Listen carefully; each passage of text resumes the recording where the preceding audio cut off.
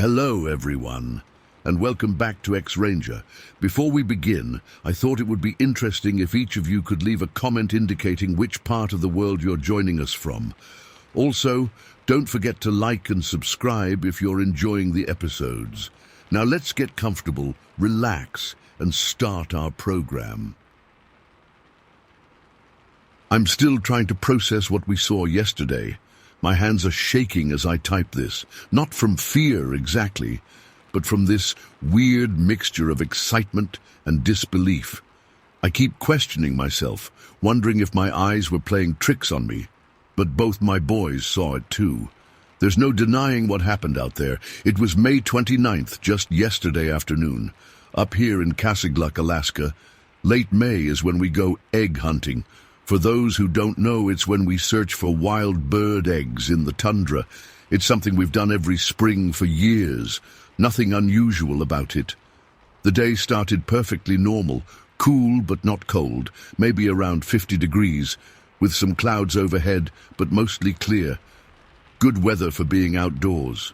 Me and my two boys, they're 14 and 16, loaded up our four-wheeler after lunch. We packed some snacks, water, and our collecting buckets. The plan was to head out to the hills about 3 miles outside the village, where we usually have good luck finding eggs. My oldest, Trevor, was driving the four-wheeler with me behind him and Danny on the back rack. Just a normal day. Nothing weird. We left around 2 p.m., waving to a few neighbors who were returning from their own egg hunting trips.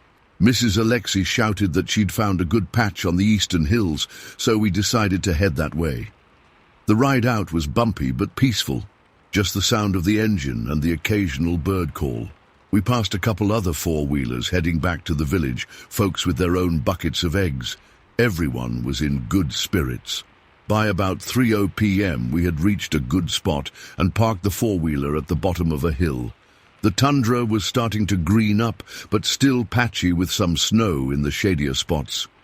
We spent maybe 30 minutes searching around without much luck, just a few eggs. When Trevor called out that we should move to the next hill over, that's when everything changed. We were climbing back onto the four-wheeler when Danny suddenly froze. "Mom," he said, not taking his eyes off something in the distance. "Who's that?" I followed his gaze across the tundra to a hill maybe a quarter-mile away. There was definitely something there, a dark figure walking along the ridgeline. My first thought was that it was another villager out egg hunting. We sometimes wear dark clothes, and from a distance people can look pretty indistinct. "Probably someone from town," I said, squinting to get a better look. "Maybe the Jaspers? They were heading out when we left." Trevor had already started the four-wheeler, but he killed the engine. "That's not the Jaspers, Mom," he said quietly. "That's not anybody." As the figure continued walking, something felt wrong. It was moving with these huge, swinging strides that covered ground way too quickly. And it was tall, really tall, too tall to be anyone from our village. "Let's watch for a minute," I said, trying to keep my voice steady for the boys' sake. The three of us just stood there, staring as this thing walked across the entire ridgeline. It never hurried, never ran, just kept this steady, swinging gait that ate up distance in a way that was impossible for a normal person. And as it got to a spot where the sunlight hit it better, I could make out more details. The thing was completely black from head to foot, not like it was wearing black clothes, more like it was black. Its body was massive, with shoulders that hunched forward strangely, making it look like it didn't have a neck at all. The head wasn't round like a human's. It was almost cone-shaped, coming to a slight point on top. And its arms, God, its arms were all wrong. They hung down way past where arms should end, almost to its knees. "What is that?" Danny whispered, pressing against me. I honestly didn't know what to say. My mind was racing through possibilities. A bear standing upright. No, bears don't walk like that for that long. A person in some kind of costume, out here, miles from anywhere. It didn't make sense. The creature stopped walking for a moment and seemed to turn slightly in our direction. We were far enough away that I don't think it could have heard the four-wheeler's engine over the wind, but somehow it sensed something. It stood perfectly still, and even from that distance, I felt like it was looking right at us. "Should we go?" Trevor asked, his hand hovering over the ignition. "Wait," I said. "Just wait." The creature resumed walking after maybe 10 seconds, continuing its journey across the hill with those impossible strides. It covered the entire ridgeline, which had to be at least 300 yards, in less than a minute. Then it disappeared down the other side. We all looked at each other, this weird electricity in the air between us. Part of me wanted to start the four-wheeler and race back to the village, but another part of me, the part that's always been curious about the stories the elders tell, wanted to know more. "Let's go look," I said before I could talk myself out of it. Trevor gave me this look, like I was crazy. "Are you serious?" "We'll stay on the four-wheeler," I promised. "We'll just drive up to where it was and see if there are any tracks." The boys looked at each other, having one of those silent conversations siblings have. Finally, Trevor nodded. "Okay, but we don't get off unless we're sure it's gone." We climbed onto the four-wheeler and slowly made our way toward the hill where we'd seen the creature. The ride took about 5 minutes, and with each passing second, I kept questioning if I was doing something incredibly stupid. What if that thing was still there? What if it wasn't alone? When we reached the base of the hill, Trevor stopped the four-wheeler. "I don't see anything," he said. "Go up a little further," I told him, "to where it was walking." Trevor eased the four-wheeler up the gentle slope until we reached the ridgeline. From there, we had a clear view in all directions. The tundra stretched out around us, empty except for a few birds circling in the distance. There was no sign of the black figure.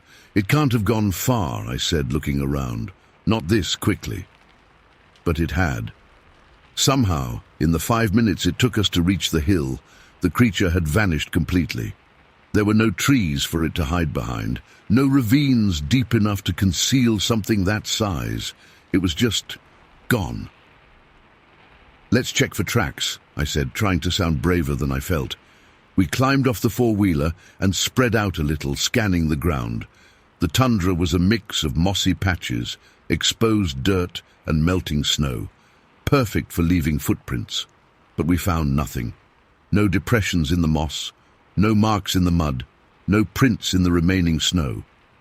It was as if the creature had never been there at all.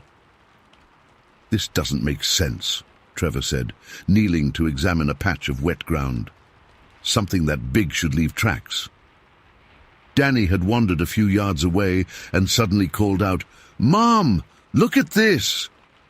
My heart jumped into my throat, thinking he'd found the creature or some evidence of it. But when I rushed over, he was pointing at a tuft of what looked like dark hair caught on a low bush. "Is this—" he started to ask. I carefully picked it up. It was coarse and black, about 6 inches long. Too coarse for human hair, too long for any animal I know around here. "I don't know," I admitted, turning it over in my fingers. "Maybe it's plant material." But it wasn't.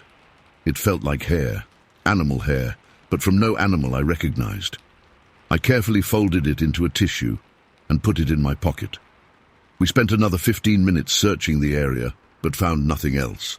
No more hair, no tracks, no sign that anything had passed through. Just that one strange tuft of hair that could have been from anything. "We should go," Trevor finally said, looking at the clouds that were starting to build on the horizon. "Storm's coming." He was right. The beautiful day was changing, with darker clouds moving in from the north. But that wasn't the real reason he wanted to leave, and I knew it. Something about being on that hill, where that thing had been just minutes before, felt wrong. Not dangerous exactly, but off. Like we were intruders in someone else's space. We got back on the four-wheeler and headed home, moving faster than we had on the way out. None of us said much, each lost in our own thoughts. The egg hunting was completely forgotten. On the ride back, I couldn't stop thinking about what we'd seen. The movements, the shape, the sheer size of it. It reminded me of something I'd seen years ago. That famous Patterson-Gimlin footage of a Bigfoot walking through a California forest in the 1960s. The creature in that film moved with the same odd gait, arms swinging, covering ground with impossible efficiency. Had we seen a Sasquatch here, in Alaska? The native communities have stories of similar creatures, the hairy man, the bushman, but I'd always thought of them as just that, stories. Cautionary tales to keep kids from wandering too far from home. But what we saw wasn't a story. It was real, solid, and completely unexplainable. When we got back to the village, we didn't tell anyone right away. What would we say? That we saw a monster? That Bigfoot is real and walking around just a few miles from town? We'd sound crazy, so we kept it to ourselves that night, talking about it in hushed tones around our kitchen table long after we should have been in bed. "What if we go back tomorrow with a camera?" Danny suggested. "Maybe it lives around there." Trevor shook his head. "It's gone. We'll never see it again." I didn't know who was right. Part of me wanted to go back, to prove to myself that what we saw was real. Another part never wanted to go near that hill again. That night, I couldn't sleep. I kept replaying the sighting in my mind, the unnatural way it moved, how it seemed to sense us watching it, how completely it vanished. And I thought about the stories the elders tell, the ones I'd always dismissed. What if they weren't just stories? This morning, I finally worked up the courage to examine the hair we found. In the daylight, it looked even stranger, thick and coarse, with a reddish tint I hadn't noticed before. Not human, not from any animal I recognize. I've put it in a small plastic bag and hidden it in my dresser drawer. I'm not sure what to do with it. I haven't told anyone else what we saw yet, but I need to talk about it. Need to make sense of it somehow. That's why I'm writing this all down while it's still fresh in my mind. I know how it sounds. If someone else told me this story, I'd think they were exaggerating or confused or just making things up. But I know what we saw. I know it was real. And I know that whatever it was, it didn't belong to our world. Not the world of four-wheelers and egg hunts and village life. It belonged to something older. Something that walks the hills when it thinks no one is watching. I believe in them now. Bigfoot, Sasquatch. Whatever name you want to give it, I believe because I've seen one with my own eyes, and no matter how many times I tell myself it could have been something else, a bear, a moose, a person in dark clothes, I know better. Something is out there in the hills around Casigluck, something that watches us even as we watch it, and I can't stop wondering, how many times has it seen us when we didn't see it? Story 2. I've never told this story outside my family. It's been almost 30 years now, but every winter when the moon is full and the snow covers everything, I'm right back there on that frozen tundra between our village and Bethel. Some nights I still wake up in a cold sweat, thinking I see that silhouette against the moonlight through my bedroom window. This happened in the winter of '93. I was 22 then, and my older sister Maya was 27. We lived in a tiny village about 70 miles from Bethel, Alaska. If you've never been to western Alaska, there aren't roads connecting most villages, just tundra, rivers, and vast emptiness. In winter, we travel by snow machine across the frozen landscape. That January, we needed to get to Bethel for supplies and to visit our aunt who was sick. Our brother Alec was supposed to come with us, but bailed last minute because of work. Maya and I decided to make the trip anyway. We'd done it dozens of times before, so it wasn't a big deal. Maya would drive the snow machine, and I'd ride in the sled attached behind it. We left late, around 6 p.m. It wasn't ideal, but winter days are short in Alaska, and we didn't have much choice. The temperature was probably around 15 degrees, cold, but nothing extreme for January. The The sky was perfectly clear, and there was a full moon so bright you could see for miles across the tundra. The moonlight on the snow made everything look almost blue-white. I bundled up in my warmest gear, thick snow pants, my heaviest parka with wolverine fur around the hood, beaver mittens, and my fogged-up glasses, tucked in my pocket because they kept icing up. Maya wore similar gear, but had those fancy thermal goggles that didn't fog as much. The first hour was uneventful. I was half dozing in the sled, thinking about what we needed to get in Bethel, listening to the constant whine of the snow machine engine. We were making good time, probably going about 45 millipatters. The sled bounced over the frozen tundra as we followed the invisible trail, marked only by the occasional reflective marker stuck in the snow. We'd gone maybe halfway to Bethel when Maya suddenly cut the engine. The silence after the constant noise was jarring. I sat up, disoriented. "Hey, why'd you stop?" I called out. Maya didn't answer. She was sitting completely still on the snow machine, staring off to our right toward a line of sparse, stunted willows about 200 yards away. "Maya," I said louder this time. She finally turned and pointed. "Do you see that?" I squinted in the direction she was pointing. Without my glasses, all I could make out was a dark shape near the willows. It looked like it might be a person. "Is that Alec?" I asked. "Did he decide to come after all and catch up with us?" It seemed strange, but who else would be out here? Maya shook her head slowly. "Put your glasses on," she said, her voice tight with something I rarely heard from my confident older sister, fear. I fumbled in my pocket for my glasses, wiping away the condensation with my glove before putting them on. The world came into focus, and I looked again at the figure by the willows. My blood turned colder than the air around us. It wasn't Alec. It wasn't any person I'd ever seen. Standing there, partially obscured by the willows, but clearly visible in the moonlight, was something else. Something impossible. It was enormous, easily twice my height, which would put it at around 10 feet tall. It stood upright on two legs, but the proportions were all wrong for a human. The arms hung too low, nearly to the knees. The shoulders were massive, broad and hunched. It was covered in what looked like dark fur or hair. "What is that?" I whispered, my voice barely audible. Maya didn't respond. She was already turning the key, desperately trying to restart the snow machine. The engine sputtered once, twice, then roared to life. The sound echoed across the empty tundra, and the figure's head snapped in our direction. Even from 200 yards away, I could feel it looking at us. I can't describe the sensation except to say it was like a physical weight on my chest. I couldn't breathe. I couldn't look away. Then it started moving toward us. It didn't run exactly. It was more like a loping stride, covering ground with terrifying efficiency. Its arms swung with each step, and its head remained fixed in our direction.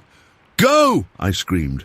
Maya didn't need telling twice. She gunned the engine, and we shot forward. The sudden acceleration threw me back in the sled, and I had to grab the sides to keep from falling out. The sled bounced and skidded over the snow as we picked up speed. I twisted around to look behind us, expecting, hoping, to see the figure receding in the distance. It wasn't behind us. With a surge of horror that I can still feel in my gut today, I realized it was running parallel to us, keeping pace about 100 yards to our right. That's impossible, I thought. We were going at least 40 mph, maybe faster. Nothing human could run that fast, especially not through snow. "Maya!" I shouted over the engine. "It's following us!" She didn't look. She kept her eyes fixed ahead, both hands gripping the handlebars so tight I could see the strain even through her thick gloves. She hunched lower, trying to coax more speed from the machine. "Faster!" I yelled. "I'm trying!" she shouted back. The speedometer on the snow machine was pushing 50 mph now. The wind tore at my face, finding every tiny gap in my clothing. The sled bounced so violently over the uneven ground that I feared it might break loose, and still that thing kept pace with us. I couldn't stop watching it. It ran with a strange gait, not quite like a human, but not like any animal I'd ever seen either. Its knees bent oddly, and its feet seemed to barely touch the snow. Despite its size, it moved with a fluid grace that was both beautiful and terrifying. We approached a small hill, really just a rise in the tundra. Maya gunned the engine, and we climbed it, the snow machine straining with the effort. As we crested the top, I looked again for our pursuer. It was still there, still keeping pace. If anything, it seemed to be drawing closer. "It's getting nearer!" I screamed. Maya still didn't look. She was focused entirely on the path ahead, navigating by the moonlight and her knowledge of the trail. We descended the hill and shot across another flat stretch of tundra. The creature matched our descent perfectly. In the bright moonlight, I could see more details now. Its fur or hair was dark, black or perhaps dark brown. Its head seemed slightly conical, coming to a slight point at the top. And it moved with purpose, its eyes, which I couldn't see clearly but could feel, never leaving us. This continued for what felt like hours, but was probably only 10 or 15 minutes. We'd climb a hill, descend, cross a flat stretch, and it would stay with us the entire time, running parallel, sometimes drawing closer, sometimes falling back, but always there. After the third hill, I remember it distinctly because there was a distinctive stand of 3 twisted willows at the top. I looked for the creature again. It was gone. I blinked, scanning the horizon. Nothing, just endless white tundra under the blue glow of the moon. "It's gone!" I called to Maya. She didn't slow down. If anything, she pushed the snow machine harder. We must have gone another 5 miles before she finally eased off the throttle slightly. "Are you sure?" she called back. "Yes, I don't see it anymore." She nodded but kept our speed high. We didn't stop or even slow significantly for the rest of the trip to Bethel.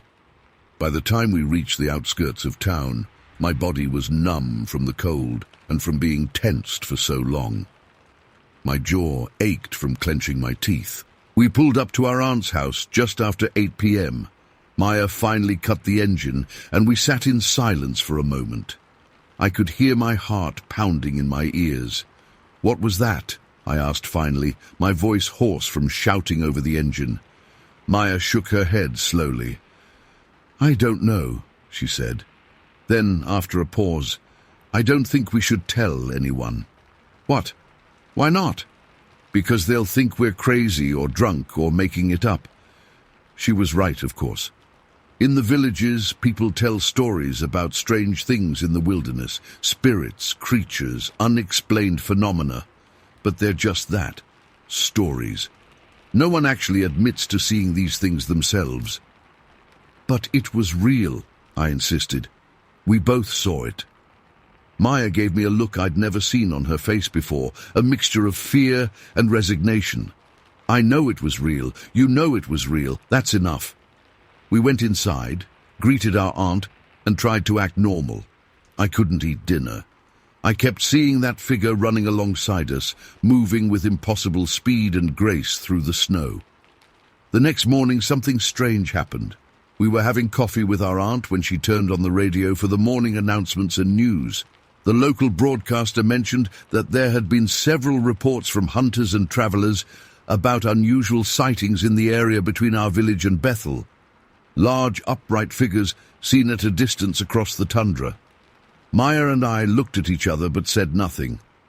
We stayed in Bethel for 3 days. When it was time to return home, I was terrified of making the trip again. Maya suggested we try to find someone else traveling the same way so we could go in a group, but no one was heading out that day. In the end, we waited until mid-morning to leave, so we'd make the entire journey in daylight. The trip back was uneventful. I kept watching the horizon, expecting to see that figure loping alongside us, but there was nothing. It's been almost 3 decades now. Maya and I have never spoken about what happened to anyone outside the family, and even between ourselves, we rarely mention it. But neither of us has forgotten. I've tried to rationalize it over the years. Maybe it was a moose standing oddly. Maybe it was a man in a snowsuit, and the moonlight and fear distorted our perception of size and speed. Maybe it was a shared hallucination brought on by exhaustion and isolation. But deep down, I know what I saw. Something was out there on the tundra that night. Something that shouldn't exist, but does. I never thought I'd believe in the old stories about Bigfoot or Sasquatch. If I'd heard this from someone else, I would doubt it very much. But now I believe. Sometimes I wonder if it's still out there, running across the frozen tundra under the moonlight, keeping pace with travelers who don't realize they're being watched. And sometimes, on clear winter nights when the moon is full, I close my curtains tight and try not to think about what might be standing just outside, looking in. Story 3. I still wake up sometimes with that feeling, that horrible weight on my chest, like something's watching me from the corner of my room. It's been 15 years, but I still can't shake what happened that summer at our fish camp on the Yukon. I've never told this story outside my family because, well, people think you're crazy when you start talking about things like this, but I need to get it out. I was 11 when it happened. My mom had remarried 2 years before, and my stepbrother Kyle was 12. We were staying at our family's fish camp about 30 miles downriver from our village. If you've never been to rural Alaska, it's hard to explain how isolated these places are. No roads, no cell service, just wilderness in every direction. Our camp was a simple wooden cabin with an outhouse nearby and a smokehouse where we'd preserve the salmon we caught. That summer was particularly good for fishing. The kings were running strong, and we'd spend our days helping the adults cut fish, hang them to dry, and tend the smoky fires that would preserve our winter food. When we weren't working, Kyle and I would explore the area, always within the boundaries our parents had set. It was early July, and the weather had been unusually hot for the Yukon. The river was lower than normal, exposing more of the rocky shore than we typically saw. Kyle had made this awesome slingshot from a Y-shaped branch and some rubber bands, and I was determined to make one too. We needed the perfect rocks, smooth, round ones that would fly straight. Our parents were busy with the smokehouse that afternoon and told us we could go look for rocks along the riverbank as long as we stayed within shouting distance. The mosquitoes were bad that day, they always are in Alaska summers, but we didn't care. We slathered ourselves in bug dope and headed down to the shore, excited about our mission. The Yukon is a massive river, sometimes over a mile wide in places, with silty brown water that hides what lies beneath. The banks are a mix of mud, sand and stones, with thick spruce and birch forests rising up beyond. When the water's low like it was that day, you can walk pretty far out on what's normally river bottom. We'd been collecting rocks for maybe half an hour. Kyle had wandered behind me, investigating a pile of driftwood for treasures. I remember the sound of the river, the constant background noise of water flowing past. A raven called somewhere in the forest, that distinctive croaking sound echoing through the trees. I was bent over, focused on the ground, picking through rocks and putting the good ones in my pocket. My jeans were getting heavy with all the stones I'd collected. The sun was warm on my back and everything felt normal, peaceful even. When I found a particularly perfect stone, round and smooth, fitting just right in my palm, I straightened up to show Kyle. That's when I saw it. My eyes naturally traveled up the steep riverbank to the tree line about 20 feet above the water level. The trees there were thick, a mix of black spruce and birch that grew right to the edge, where the soil started to erode down toward the water. Between two large spruce trees sat something that didn't belong. At first, my brain couldn't process what I was seeing. It was like those moments when you see something out of place and your mind takes a second to catch up. But as my eyes focused, the reality of what I was looking at hit me like a physical blow.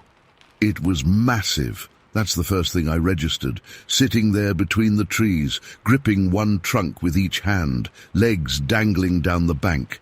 It was covered in dark hair, not fur exactly, more like long human hair but all over its body.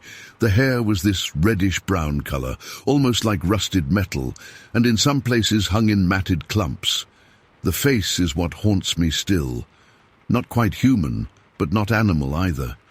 Its forehead sloped back, and heavy brow ridges shadowed its eyes, but those eyes, they were aware, intelligent, and they were fixed directly on me. We locked gazes, and in that moment, time seemed to stop. I couldn't move, couldn't breathe, couldn't even think about running. Something about those eyes held me frozen in place. It didn't make any threatening moves. It just sat there, gripping those trees, watching me with an intensity that felt like it was looking straight through me. Its legs were dangling down, surprisingly long, with massive feet that looked almost human-shaped but much, much bigger. I don't know how long we stared at each other. It could have been seconds or minutes. Time lost all meaning. The only sound was the river and my heartbeat pounding in my ears. When I finally managed to tear my eyes away, it felt like breaking a spell, and that's when the real terror hit me. My body suddenly felt wrong, like it wasn't mine anymore. My legs were impossibly heavy, as if I was trying to run through deep mud. I turned to flee, and it was like moving in slow motion. I stumbled, nearly falling face first onto the rocky shore. My pocket full of rocks pulled my jeans down awkwardly on one side. I remember that stupid detail so clearly, my sagging pants making it even harder to run. But I couldn't bring myself to reach into my pocket to dump the rocks. All I could think was that if I took my focus off escaping for even a second, it would be on me. "Kyle!" I tried to yell, but it came out as barely a whisper. My mouth was so dry I could hardly form words. I stumbled again, this time scraping my hand on the rocks as I caught myself. The pain was sharp, but distant, like it was happening to someone else. I looked back over my shoulder. I couldn't help it. But the creature hadn't moved. It was still sitting there, watching. Finally, I reached Kyle, who was crouched by the driftwood pile about 50 yards away. He looked up at me, annoyed that I was interrupting his search. "We need to go," I managed to say. My voice sounded strange, even to my own ears. "What's wrong with you? You look like you saw a ghost," Kyle said, standing up. I couldn't explain, couldn't find the words. I just grabbed his arm and pulled him toward the camp. "Dude, what the hell?" he protested, but something in my expression must have convinced him, because he stopped arguing and started walking quickly with me. I couldn't stop myself from looking back again. The creature was still there, but now it had shifted slightly. It was leaning forward, those massive hands still gripping the trees, but its posture was more alert, more focused. "Don't look back," I told Kyle, my voice shaking. "Just keep walking." "What is it, a bear?" Kyle asked, his own voice dropping to a whisper as he picked up on my fear. "No," was all I could say. "Just walk." We made it back to the camp, and I felt like I was going to throw up. My legs were shaking so badly I had to sit down. Mom took one look at me and knew something was wrong. "Jacob, what happened? Are you hurt?" She rushed over, checking me for injuries. I couldn't tell her. Not right then. The words wouldn't come. All I could do was shake my head and try to stop trembling. Kyle filled in the gaps. He just freaked out by the river. I didn't see anything. Later that night, after I'd calmed down enough to speak, I told my stepdad what I'd seen. I expected him to laugh it off or tell me it was just a bear, but he didn't. He got really quiet and serious. "Where exactly did you see this?" he asked. I described the location as best I could. He nodded slowly. "The old ones call them the throwers," he said. My stepdad was Athabascan, and he knew all the traditional stories. He explained that the local indigenous people had encountered these beings for generations. They called them the throwers, because they would often throw sticks or branches near people, not to hit them, but as a warning.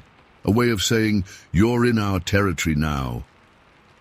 "They don't want to hurt you," he told me. "They just want you to know they're there, to respect their space." That night, I couldn't sleep. Every creak of the cabin, every rustle outside sounded like something approaching. I kept seeing those eyes in my mind, that intelligent gaze studying me. The next morning, my stepdad and uncle went to the spot where I'd seen the creature. They came back looking troubled. They didn't find the being itself, but they found something that made my blood run cold. A small pile of rocks stacked neatly on the riverbank, right where I'd been collecting stones. Rocks that hadn't been stacked when Kyle and I were there. "It's a sign," my uncle said quietly to my stepdad. "They're letting us know they're watching." For the rest of our time at fish camp, I refused to go near the riverbank alone. Kyle thought I was being ridiculous, but he hadn't seen what I saw. He hadn't felt those eyes analyzing him, hadn't experienced that paralyzing fear. My stepdad performed a small ceremony that night, leaving an offering of tobacco at the edge of our camp. "To show respect," he explained. "To let them know we acknowledge their presence and mean no harm." Nothing else happened for the remainder of our stay, but I could feel it watching us from the forest. At night, I'd stare out the small cabin window at the dark tree line and just know something was staring back. We've returned to that fish camp every summer since, and I've never seen the creature again. But sometimes when I'm alone by the river, I'll find small piles of rocks that weren't there before. Or I'll hear branches breaking in the forest when there's no wind, little reminders that we're not alone. To this day, I can describe every detail of what I saw with perfect clarity. The creature was at least 7 or 8 feet tall, even sitting down. Its body was powerfully built, with broad shoulders and massive hands. The hair covered its entire body, except for parts of its face, around the eyes and mouth. Those eyes were deep-set and dark, but alert and eerily human-like in their expression. My stepdad believes these beings have lived in the Yukon River basin for thousands of years. The elders in our village have countless stories about encounters with them. They're not considered dangerous unless provoked, but they're deeply respected and sometimes feared. I still don't know exactly what I saw that day.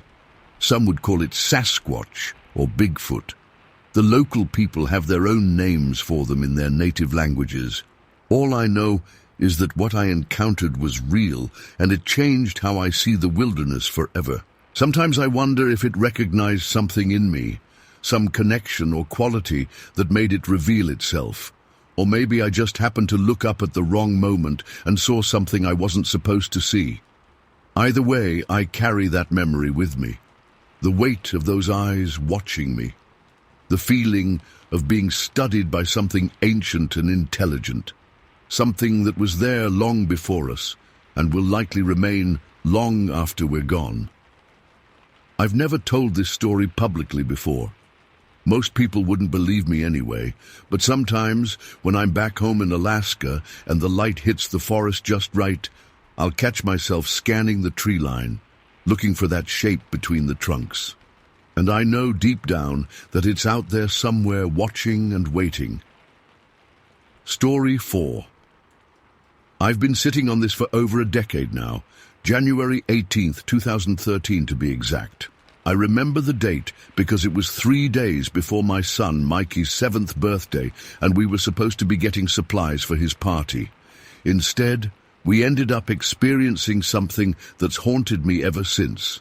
I haven't told many people about this, just my wife and a couple close relatives. They believe me, but I can see the doubt in their eyes sometimes. I live in Nightmute, Alaska. It's a small village, population barely over 300 when everybody's home. In the winter, most of our food comes from what we catch or hunt ourselves. That January, I'd set up some blackfish traps on a small lake about 8 miles from town. The weather had been surprisingly mild for mid-January, hovering around 20 degrees Civ instead of the usual below-zero temperatures. That morning started like any other winter day. The sky was clear, brilliant blue, and there wasn't much wind. I decided it would be a perfect day to take Mikey out to check the traps. He'd been begging to come along, and with the decent weather and his birthday coming up, I figured why not. He was so excited when I told him we'd be taking the snow machine out to check the traps. His little face lit up like a Christmas tree. We got dressed in our winter gear, not the heavy-duty stuff we'd need in the really cold weather, but still warm enough. I remember Mikey was wearing his red and black snow pants and that blue parka his grandma had given him for Christmas. I packed some snacks, extra gloves, and a thermos of hot chocolate. Standard stuff for even a short trip out here. We left around 10 a.m. on my Arctic Cat snow machine. Mikey sat in front of me, giggling every time we hit a bump. The ride out was smooth. We followed the marked winter trail, which wound through some low hills and sparse spruce forest before opening up to the small lake where I had my traps. When we got to the lake, I showed Mikey how to check the blackfish traps. He was fascinated, asking a million questions about how the fish swim in but can't get out. We had a decent catch, about 15 blackfish, which would make for a good meal later. Mikey helped me put them in the bucket we'd brought along. His little hands were clumsy in his mittens, but he was so proud to be helping his dad. After we finished with the traps, I went to start up the snow machine for our return trip. That's when everything started to go wrong. The machine wouldn't start. I checked the gas. Plenty left. Tried again. Nothing. After popping the hood, I realized what had happened. The polar, the drive belt, had snapped. Without a spare, we were stuck. I tried not to show Mikey I was worried. "Looks like we need to call Mom to come get us," I said, trying to sound casual, but there was no cell service down by the lake. I knew we'd need to get to higher ground to make a call. "We're going on a little hike, buddy," I told him. "Up to that hill over there so we can call Mom." Mikey was excited about the adventure. He didn't understand we were stranded. We grabbed our sled with the fish and started walking toward a small hill about half a mile away. The hiking wasn't difficult. The snow was firm enough to walk on without sinking too much. When we reached the top of the hill, I finally got 1 bar of service on my phone. I called my wife, Amy, and explained the situation. She said she'd contact my cousin Thomas to come out with his snow machine to pick us up. It would be at least 2 hours before they could reach us, though. "No problem," I told her. "We'll start walking back along the trail. Thomas can meet us on the way." Just as I hung up, the weather started to change. The clear blue sky was rapidly filling with dark clouds, and the temperature was dropping. Then it started to rain, not snow, but a cold, freezing rain that would soak through your clothes and chill you to the bone. Exactly the kind of weather you don't want to be caught in. Mikey started shivering almost immediately. "I'm cold, Dad," he said, his teeth chattering. I pulled out our emergency space blanket from my pack and wrapped it around him. "We need to keep moving, buddy. Moving keeps us warm." I decided we should start walking back toward Nightmute right away. Thomas would be coming from that direction anyway, and standing still in the freezing rain was not an option. I loaded our fishing gear and the bucket of blackfish onto the small plastic sled we'd brought and put Mikey on top. He was small enough that I could pull him along. "We'll take turns," I told him. "You ride for a bit, then walk for a bit to stay warm." The trail back to Nightmute was well marked with orange reflective stakes every quarter mile or so. Even with the weather turning bad, I wasn't worried about getting lost. The rain was coming down harder now, though, and the temperature continued to drop. Ice was forming on our outer layers. Mikey's eyelashes had tiny icicles on them. We'd been walking for about an hour. Mikey had alternated between riding on the sled and walking beside me. The freezing rain had turned to a light snow, which was actually a relief. Snow is better than rain in these temperatures. It doesn't soak through your clothes the same way. I was pulling the sled with Mikey on it when I felt something. It wasn't a sound exactly, more like a pressure change or the feeling when someone is staring at you. The hairs on the back of my neck stood up.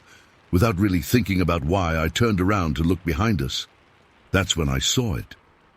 About 200 yards back, Standing right in the middle of the trail was something, someone, a figure. At first my brain tried to make sense of it as a person, maybe another villager out checking traps, but no, this was too big, too wrong.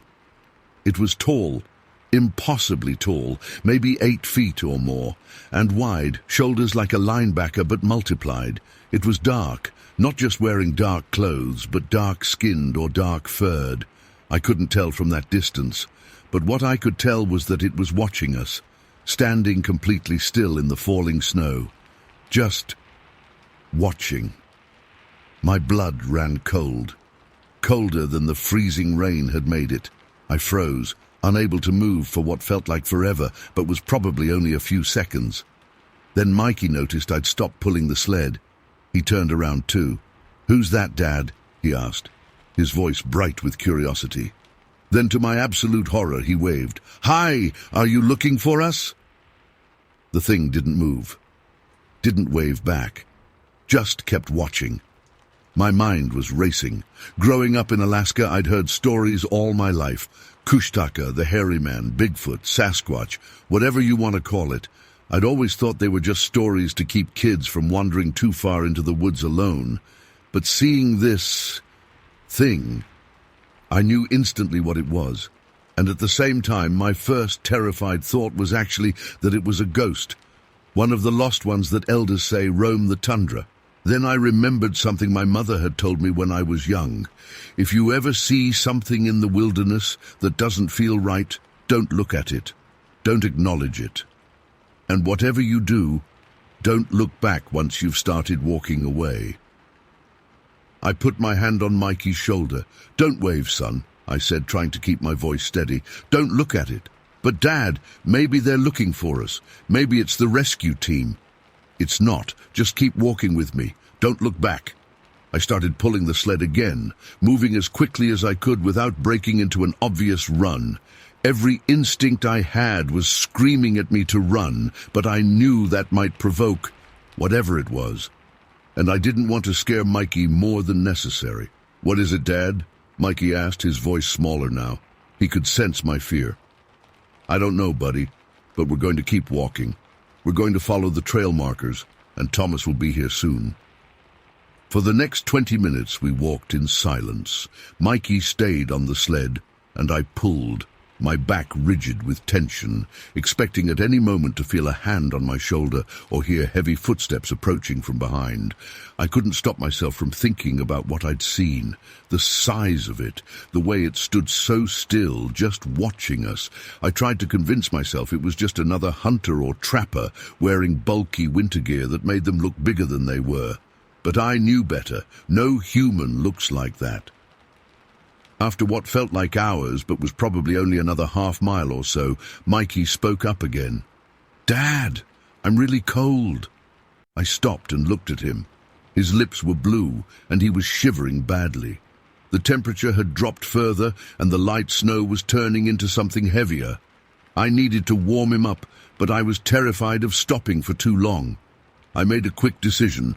I took off my outer parka, I still had layers underneath, and wrapped it around him on top of his own coat. "We're going to move faster now, okay? I need you to hold on tight to the sled." I started jogging, pulling the sled behind me. It was exhausting in the snow, but fear gave me energy. I didn't dare look back. I just focused on the next trail marker, then the next, then the next. After another 15 minutes of this, my lungs burning and legs aching, I saw the most beautiful sight. Headlights. 2 sets of headlights bouncing along the trail toward us. Thomas and someone else. Probably my brother-in-law, Alan. Relief flooded through me. I stopped and finally looked back. The trail behind us was empty. The thing, the creature, was gone. Or maybe it had ducked into the trees when it heard the approaching snow machines. Or maybe, but no, it had been real. I hadn't imagined it. When Thomas reached us, he jumped off his snow machine, concern all over his face. "Jesus, Marcus, you guys okay? Amy was worried sick when you said your machine broke down. And now this storm moving in." "We're okay," I said, though my voice was shaking. Mikey's really cold. We need to get him home. What happened to your machine? Thomas asked as he helped lift Mikey onto his snow machine. Polar snapped. It's back by the lake. We'll come back for it tomorrow. Let's get you two home. As we rode back to Nightmute, Mikey pressed against Thomas for warmth, and I rode behind Alan on the second machine. I couldn't stop looking over my shoulder, expecting to see that dark figure following us through the growing blizzard. When we got home, Amy rushed out to meet us, wrapping Mikey in blankets and hurrying him inside to the warmth. I followed, still dazed, still looking back over my shoulder. It wasn't until later that night, after Mikey was asleep in bed with extra blankets and a hot water bottle, even though our house was plenty warm, that I remembered something. In my panic on the trail, I'd had the presence of mind to try and get evidence. While walking, I'd pulled out my phone and, without turning around, held it over my shoulder and hit record. I'd been hoping to capture video of whatever was following us. With shaking hands, I opened my phone's camera roll. There was no video. Either I'd failed to actually start recording, or the file was gone, deleted somehow. I checked my recently deleted folder. Nothing. I sat at our kitchen table, staring at my phone in disbelief. Amy sat across from me, concern etched on her face. Marcus, what's going on? You've been acting strange since you got back. So I told her everything about the figure on the trail, about how Mikey had waved at it, about how my attempt to record it had somehow failed. When I finished, she was quiet for a long moment. Did Mikey say anything about it? She finally asked. No. I told him not to look at it or talk about it. He probably thought it was just another hunter. But the next morning, as we ate breakfast, Mikey brought it up himself. Dad, who was that man on the trail yesterday? The big one? Amy and I exchanged looks. What man, buddy? I asked, trying to sound casual. The really tall man? The one I waved to? He had big shoulders, bigger than Uncle Thomas, and his arms were really long, like down to here. Mikey pointed to his knees. I felt the blood drain from my face. I hadn't noticed the arms when I saw the figure, but Mikey had. Did you see anything else about him? Amy asked, her voice tense. Mikey nodded enthusiastically. He had light spots on his chest and tummy, like where the muscles are. I could see his muscles. Amy's face went pale. Neither of us had mentioned anything about markings to Mikey. A blizzard hit that day, dropping 2 feet of snow and making travel impossible. By the time we could get back out to the lake 2 days later to recover my snow machine, any tracks that might have been left were long gone, buried under fresh snow. I've spent the last 10 years trying to make sense of what happened that day, what we saw, what followed us on that trail. Sometimes I almost convince myself it was just another hunter in the distance, distorted by fear and poor visibility. But then I remember Mikey's description, the impossibly broad shoulders, the long arms, the markings on its chest that neither Amy nor I had mentioned to him. I've never gone back to that lake alone, and I've never again set traps that far from Nightmute. Some things you only need to see once to know they're real, and some warnings from the elders aren't just stories to scare children. What haunts me most is the way it just stood there, watching us, not approaching, not retreating, just observing, like it was studying us. And sometimes on winter nights when the wind howls outside our house in Nightmute, I can't shake the feeling that it's still out there, still watching, still waiting for something. Story 5. I still can't sleep right most nights. It's been nearly 35 years, but every time I close my eyes I see its face. Not a day goes by that I don't think about what happened that summer at my claim near Jade Mountain. I've never told this story online before, but I need to get it off my chest. Maybe someone out there has experienced something similar and can help me make sense of it. Back in '89, I was running a modest gold mining operation about 40 miles east of Nome, Alaska.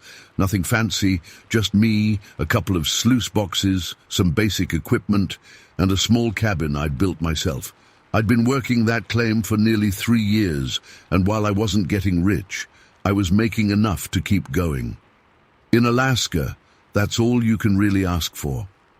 That particular day started like any other. I woke up at 5 a.m. as the summer sun was already blazing. You know how Alaska gets in the summer when darkness barely exists. After a quick breakfast of instant coffee and oatmeal, I headed out to my main dig site near Donk Creek. The morning was chilly, probably in the low 40s, but I knew it would warm up to the 60s by midday. I'd been noticing strange things around my camp for about a week before it happened. Food going missing from my storage shed. Equipment moved around. At first I thought it was just bears. They're common enough in the area, and they'll get into anything that smells remotely like food. I'd even seen some large tracks in the mud near the creek that I assumed were from a grizzly. But something felt different about these disturbances.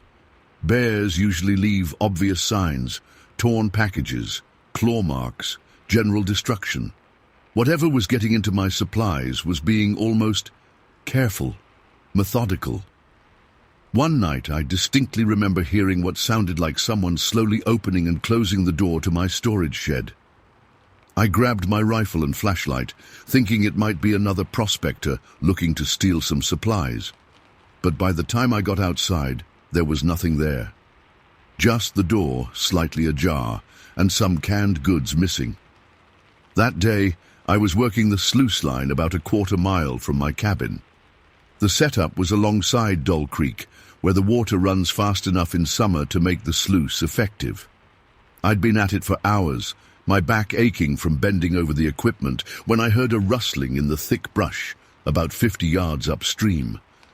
In Alaska, you learn to be alert to your surroundings. It's not just bears you worry about, but moose too. They can be even more dangerous if startled. I straightened up, my hand instinctively moving toward the .30-06 rifle I always kept within reach. The brush moved again, and I caught a glimpse of dark fur through the foliage. "Hey, get out of here!" I shouted, hoping to scare off what I assumed was a bear without having to resort to shooting. The movement stopped for a moment, then continued, this time moving parallel to the creek bank, still partially obscured by the dense alder thickets.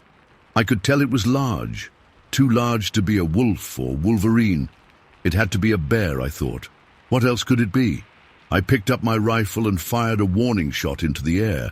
Usually that's enough to send any wildlife running in the opposite direction. But instead of fleeing, the rustling stopped completely. Then, after a few seconds of silence that seemed to stretch forever, I heard what I can only describe as a low, almost human-like groan. That sound, I'll never forget it. It wasn't a bear's growl or any animal sound I recognized from my years in the Alaskan wilderness. It was deeper, almost like a man in pain, but with something profoundly wrong about it, like listening to a damaged record player. "Who's there?" I called out, my rifle now aimed directly at the thicket. My palms were sweating despite the cool air. "I'm armed! Show yourself!" For a moment, nothing happened. Then the brush parted, and what stepped out onto the bank of Donk Creek turned my blood to ice. At first glance, in that split second, my brain categorized it as a bear standing on its hind legs. It was about 7 feet tall, covered in dark brown, almost black fur or hair. But as it fully emerged from the brush, I realized with growing horror that what I was looking at was not a bear at all. Its proportions were all wrong. The arms were too long, hanging down almost to its knees. Its legs were straight and bent at the knees like a human's, not a bear's. And its face, Jesus Christ, its face. It had a pronounced brow ridge over deep-set eyes that reflected the sunlight with an amber glow. Its nose was flat and wide, more human than animal, but with large nostrils that flared as it breathed heavily. The mouth was the worst part. A wide slash across the lower portion of its face, lips pulled back to reveal teeth that were definitely not a bear's neat rows of carnivore dentition. They were more human-like, but larger, yellowed, with prominent canines. We stared at each other for what felt like an eternity, but was probably only seconds. I couldn't move. couldn't breathe. My entire understanding of the world was unraveling as I tried to process what I was seeing. Then it took a step toward me, and instinct took over. I don't remember consciously deciding to pull the trigger. One moment I was frozen in shock. The next, the rifle was kicking against my shoulder, the report echoing across the creek valley. The creature staggered backward, a dark stain spreading across its chest. Its eyes, so human-like in their expression, registered what I can only describe as surprise. I fired again, and again, 3 shots total, each finding its mark in the center mass. With the third shot, it fell backward into the shallow part of the creek, creating a splash that soaked my boots, even though I was several yards away.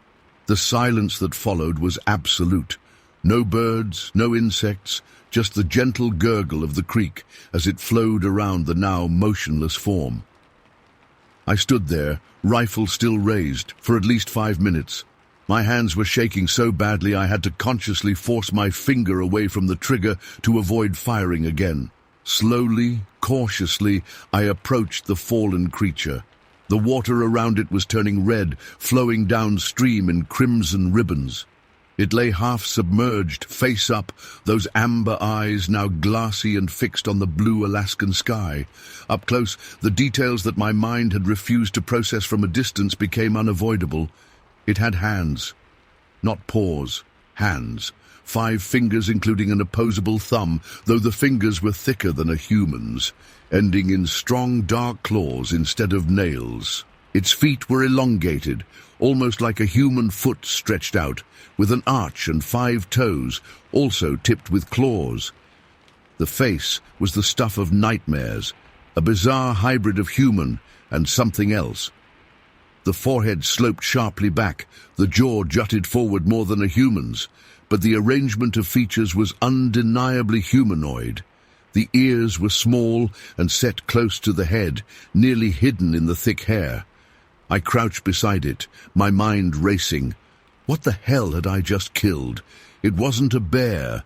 It wasn't a man in a costume. The blood was real, and no costume could replicate the anatomical details I was seeing.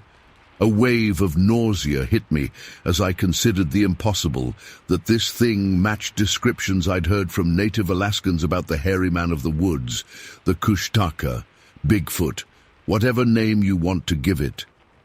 Panic set in as I realized the implications. I'd just killed something that either didn't exist according to science or was some kind of undiscovered species, or worse, some deformed human. Would I be arrested? Would anyone even believe me if I reported this? My hands shaking, I took out my pocket knife. I needed to be sure this wasn't some elaborate hoax. I made a small incision in the creature's arm.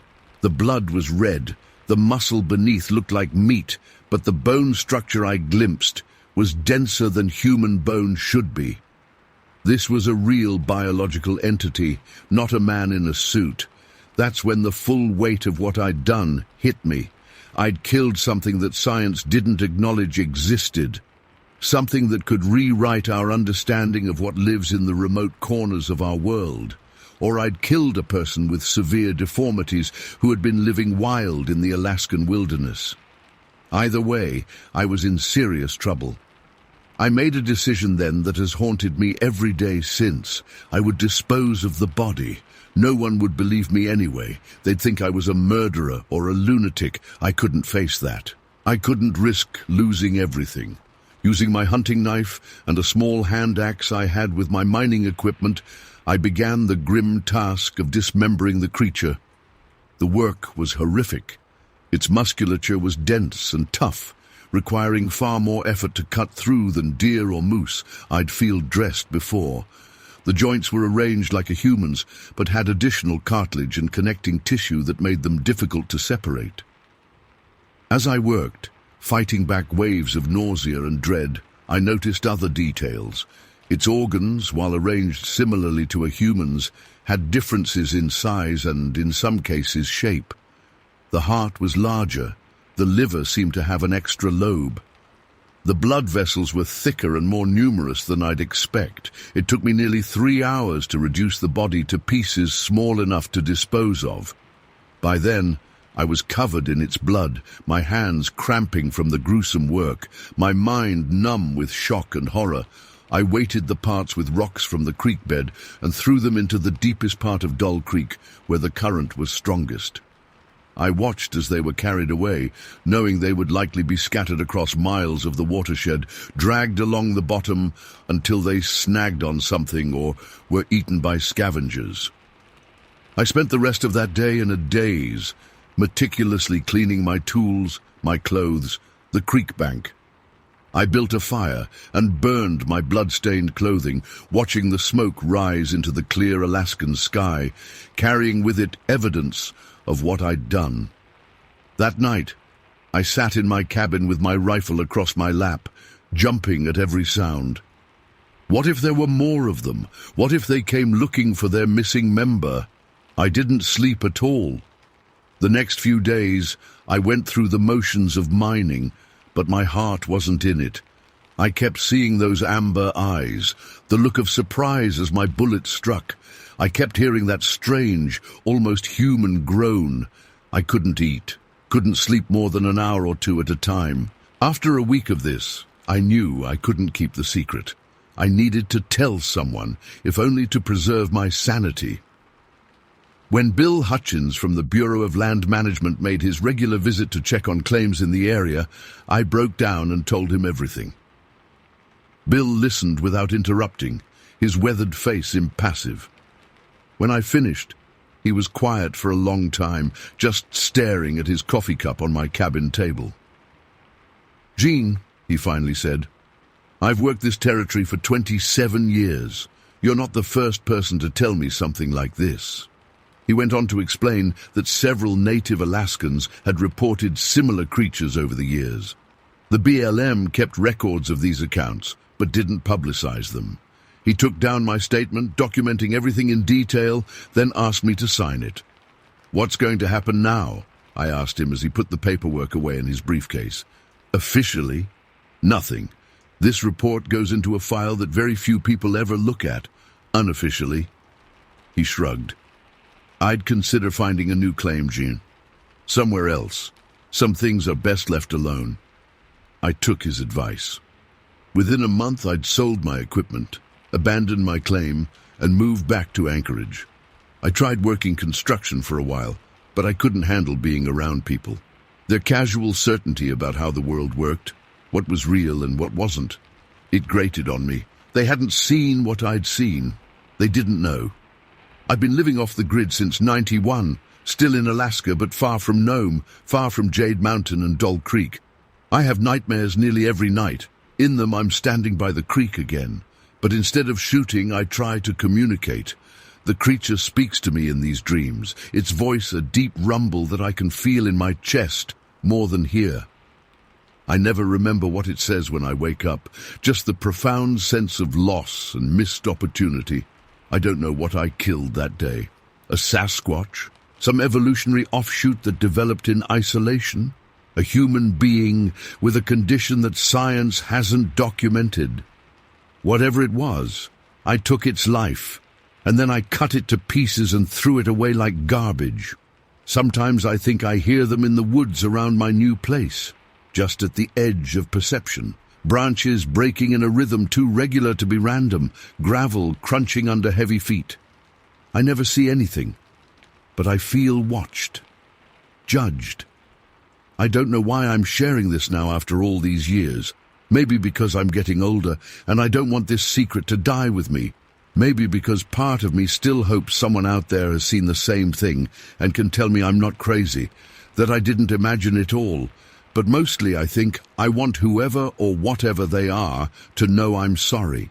If they're reading this somehow, I want them to know I regret what I did every day. I was scared. I acted out of instinct and fear. And not a day goes by that I don't wish I could take it back. Story 6. By Chills. I've been sitting on this experience for almost 15 years now. I'm 25. But what happened to me when I was 10 still gives me chills whenever I think about it. I've told my family, but they chalked it up to my imagination. But I know what I saw. I know what happened that night in the Matsu Valley. I grew up in Alaska, not too far from the Petersville area. My dad was really into dog sledding, and I basically grew up around sled dogs. By the time I was 10, I had my own small team of 6 dogs. Nothing crazy, just the basics. Our dogs were working dogs, not racing champions or anything. Dad taught me everything about handling them, and we'd go out regularly during the winter months.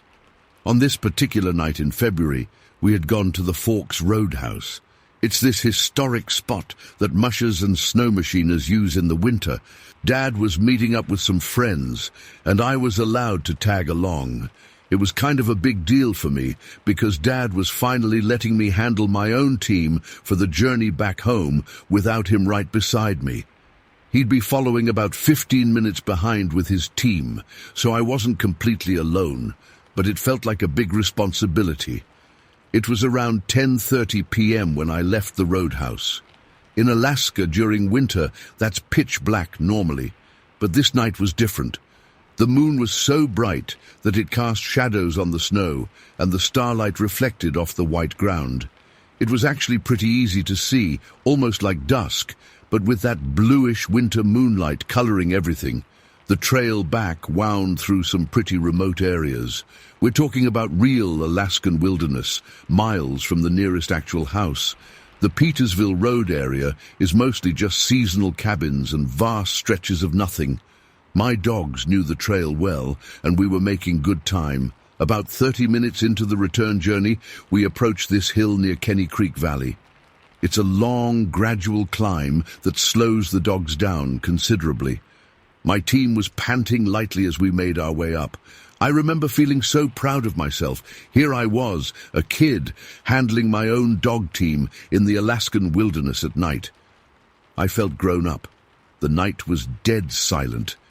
That's one thing people don't realize about the deep winter in Alaska. When it's cold and still, there's an absolute silence that feels almost physical. The only sounds were my dog's paws crunching on the packed snow and their rhythmic breathing. No wind, no distant cars, nothing. I was looking ahead, watching the trail, when something made me turn around. I don't know if it was a sound or just that weird feeling you get when something's watching you. But I turned and looked back down the hill behind us. That's when I saw it, an eye. At first, I thought it was just a shadow or maybe another musher coming up behind me, though I knew Dad wouldn't have caught up that quickly. But then it moved, walking from one side of the trail to the middle, and just stopped. It was tall, really tall, like way taller than my dad, who's 6'2". This thing had to be at least 7 or 8 feet high, and it was just standing there, watching me. I could tell it was looking directly at me, even from that distance. My breath caught in my throat. My dogs kept moving, pulling the sled slowly up the hill, but I couldn't take my eyes off this thing. It wasn't a bear. I've seen plenty of bears in my life. Black bears, grizzlies. This wasn't that. Bears don't stand perfectly upright like that, not for that long. And the shape was all wrong. It had long arms that hung down past its midpoint.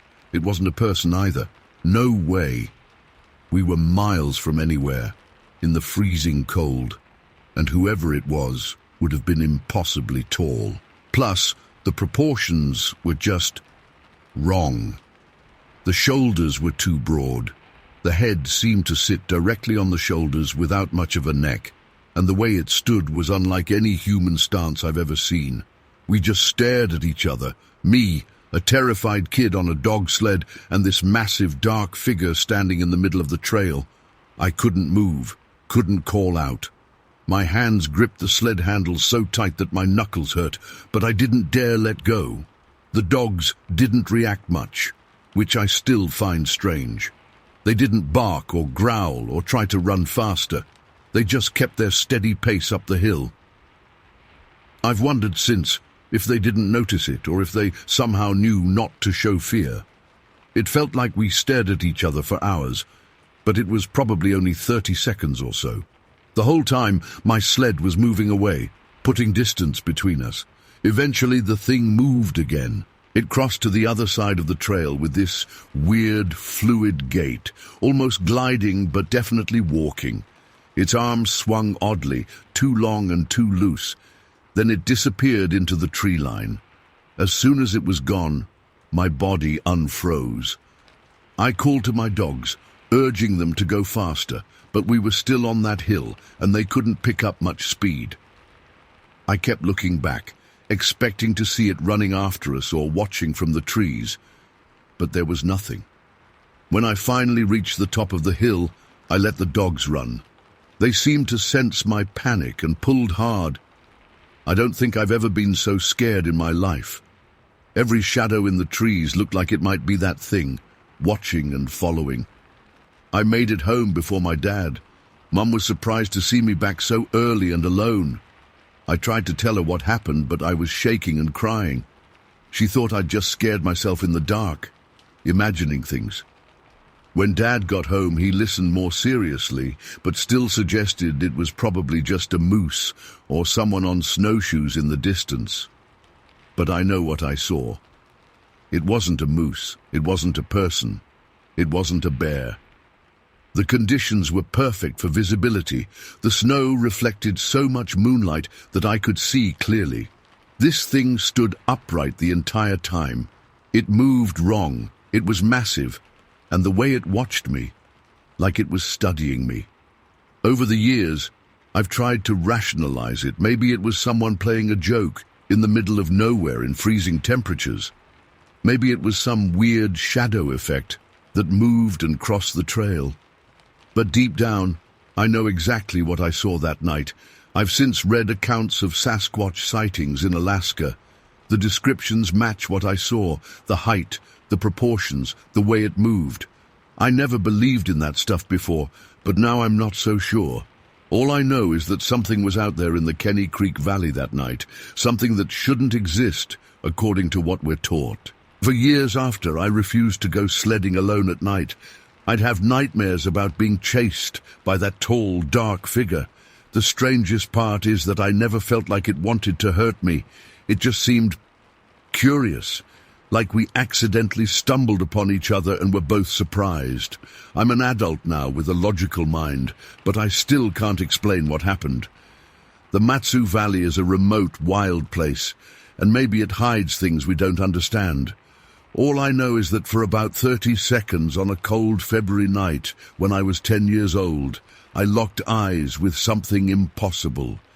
Something that stayed in my mind long after the trails melted and the seasons changed.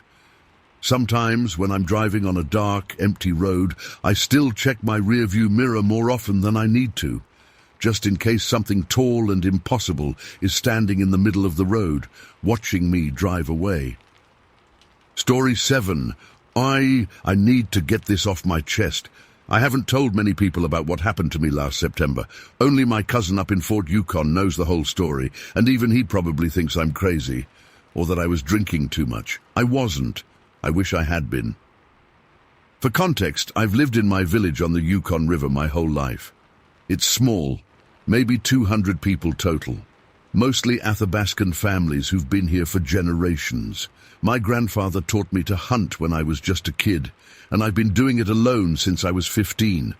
I know these woods better than I know the back of my hand, or at least I thought I did. That morning started like any other hunting trip. I woke up before sunrise, had some coffee and dried moose meat, and packed my gear. It was early September, starting to get cold, but not yet winter. Perfect hunting weather. I grabbed my .30-06 rifle, the same one my dad gave me when I turned 18, and headed out while the village was still sleeping. I'd been tracking a moose for about 2 days, following its prints and droppings. We needed the meat for winter, and I was determined to bring something back. About 3 hours into the forest, much farther than most people from my village go, I started noticing strange things, broken branches too high up for a moose or bear. Weird marks on trees that looked almost like someone had clawed at them. But I kept going. The forest got thicker there, with black spruce so dense in some spots you had to turn sideways to walk between them. It was quiet too quiet. No birds, no squirrels, nothing. Just the sound of my boots crunching on the moss and fallen leaves. I came to a small clearing beside a creek and decided to rest for a bit. That's when I heard it, a deep, huffing sound, like someone breathing heavily through their nose. At first I thought bear, but it didn't sound right. It was coming from across the clearing in a thicket of alders. My heart started racing. I slowly raised my rifle, thinking maybe it was the moose I'd been tracking. The brush moved, and something stepped out. I still have trouble describing what I saw.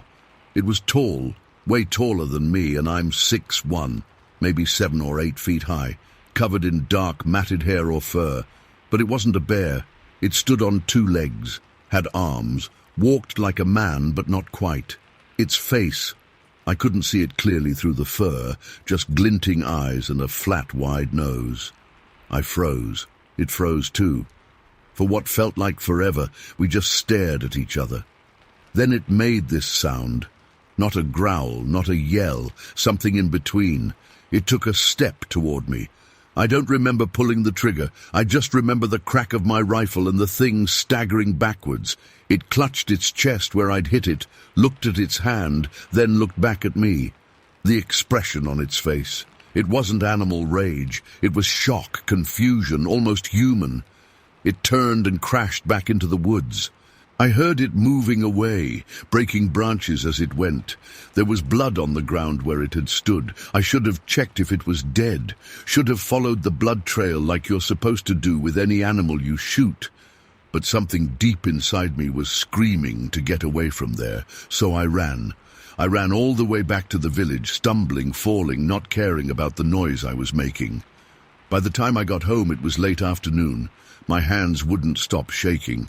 I locked my door, something I never do in our village, and sat with my rifle across my lap. I told myself I'd just shot a bear that was walking funny, maybe a really big wolverine. Anything but what I knew I'd seen. I didn't tell anyone. What would I say? That I'd shot a Sasquatch, a Kushtaka, one of the hairy men from the old stories the elders tell? They'd think I was crazy. Night came and I tried to sleep, but couldn't. Around midnight I heard something outside, footsteps in the dirt around my house. Not animal footsteps, they were deliberate, pacing, back and forth, back and forth. Then the knocking started. Not like someone knocking on the door to be let in. This was different, knocks on the wall. 3 slow knocks, pause, 3 more knocks, moving around the house. North wall, west wall, south wall, east wall, over and over. I sat up in bed, rifle in hand, sweating despite the cold. The knocking went on for hours. When the sun started to come up, it stopped. I convinced myself I'd imagined it. Lack of sleep, leftover adrenaline from my encounter in the forest. I managed to doze off for a few hours. That night they came back, more than one this time. I could hear them moving around outside, communicating with low grunts and those same 3-knock patterns. Something heavy leaned against my door, making the frame creak. I heard sniffing at my window. I didn't turn on any lights, just sat in the dark, rifle aimed at the door, trying not to make a sound. They knew I was inside. They were letting me know they knew. This went on for 3 nights. I barely slept, barely ate. On the 4th day, Sophie from next door came to check on me. She said I looked terrible and asked if I was sick. I told her I thought I had the flu. She noticed the rifle by the door, all my windows shuttered even though it was daytime. I saw her looking at the deep scratches on the outside of my door, but she didn't mention them. The 5th night was the worst. It started earlier, just after sunset. The knocking was harder, angry. Something heavy crashed against the side of my house, so hard the whole building shook. I heard wood splintering. They were trying to get in. I fired a shot through the window, not aiming at anything, just trying to scare them off. The noise stopped for maybe 5 minutes, then started again, further away, but still there. All night, that same pattern, 3 knocks, pause, 3 knocks. By morning, half the village had heard the gunshot and the commotion. Peter, one of the tribal council members, came by with 2 other men. They looked around my house, found strange footprints in the mud, huge bare feet but not quite human. Found tufts of dark hair caught on the rough wood of my walls where something had been rubbing against it. Found a small tree near my house snapped in half. Peter asked what was going on. I couldn't tell him, just said I thought bears were trying to break in. He didn't believe me. We all know what bear signs look like, but he didn't push it. The harassment continued night after night. Sometimes they'd just watch, and I'd see their silhouettes through the curtains, standing just at the edge of the forest. Sometimes they'd scream, high, wailing sounds that made my blood run cold. Sometimes they'd throw rocks at the house or break things outside. People in the village started talking. Some avoided me, like I had brought bad luck. Others tried to help but didn't know how. My cousin called from Fort Yukon, said he'd heard I was having trouble, and asked if I wanted to come stay with him for a while. I said no. This was my home. After 2 weeks of this, I hit rock bottom.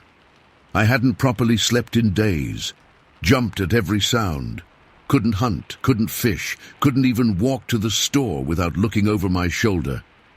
That night they surrounded my house again, but this time one of them spoke.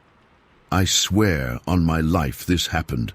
It wasn't clear speech like yours or mine, but it was definitely language, deep guttural sounds strung together with purpose. It came from right outside my bedroom window. After it spoke, the others responded from different positions around the house. They were talking about me, planning something. I grabbed what I could fit in one bag, some clothes, my dad's watch, a few photos, and snuck out the back door during a brief moment when I couldn't hear any of them on that side of the house. I ran to Mike's place, the only person in the village with a working truck, and begged him to drive me to the airstrip, paid him every dollar I had. We passed something on the road out of the village. In the headlights, just for a second, I saw it standing by the trees, watching me leave. Mike saw it too, but didn't say a word, just drove faster. I caught the first bush plane out the next morning, went straight to my cousin's place in Fort Yukon, and didn't leave his house for a week. When I finally told him what happened, he got real quiet. Then he told me his grandfather had seen one of the hairy men once, decades ago. Said they lived in family groups deep in the forests where people don't go. Said they were smart, smarter than bears or wolves, and had long memories. Said if you killed one, the others wouldn't rest until they got justice. I never went back to my village, left almost everything I owned there. My cousin went down a month later to collect what he could. Said my house had been torn apart from the inside out, claw marks on the walls. My belongings scattered through the nearby woods. The elders in the village had done some kind of ceremony after I left. Said the hairy men hadn't bothered anyone else, just my place. It's been almost a year now. I still wake up hearing those 3 knocks. Still feel like I'm being watched when I go outside. I moved to Fairbanks, surrounded myself with noise and people and concrete, but I can't shake the feeling they're still out there, waiting. Sometimes I wonder if I should have just let that creature kill me in the forest that day. Would have been quicker than this slow torment. This fear that never leaves. I'm writing this as a warning. There are things in the deep woods that aren't in any biology textbook, things that think, that remember, that hold grudges. If you're ever hunting alone and come across something that doesn't look right, that makes the forest go quiet, that stands like a man but isn't, just turn around, walk away. Don't do what I did, because they don't forget and they don't forgive. Story 8. I never thought I'd be sharing this story. I've kept it mostly to myself for years now, except for telling my family and the elders in our village.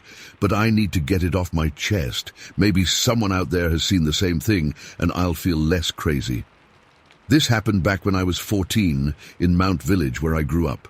For those who don't know, it's a tiny place in Alaska, about as remote as you can get.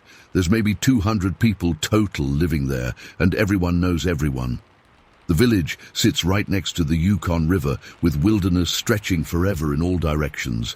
That afternoon was completely normal. It was late September, still decent weather, but the days were getting shorter fast.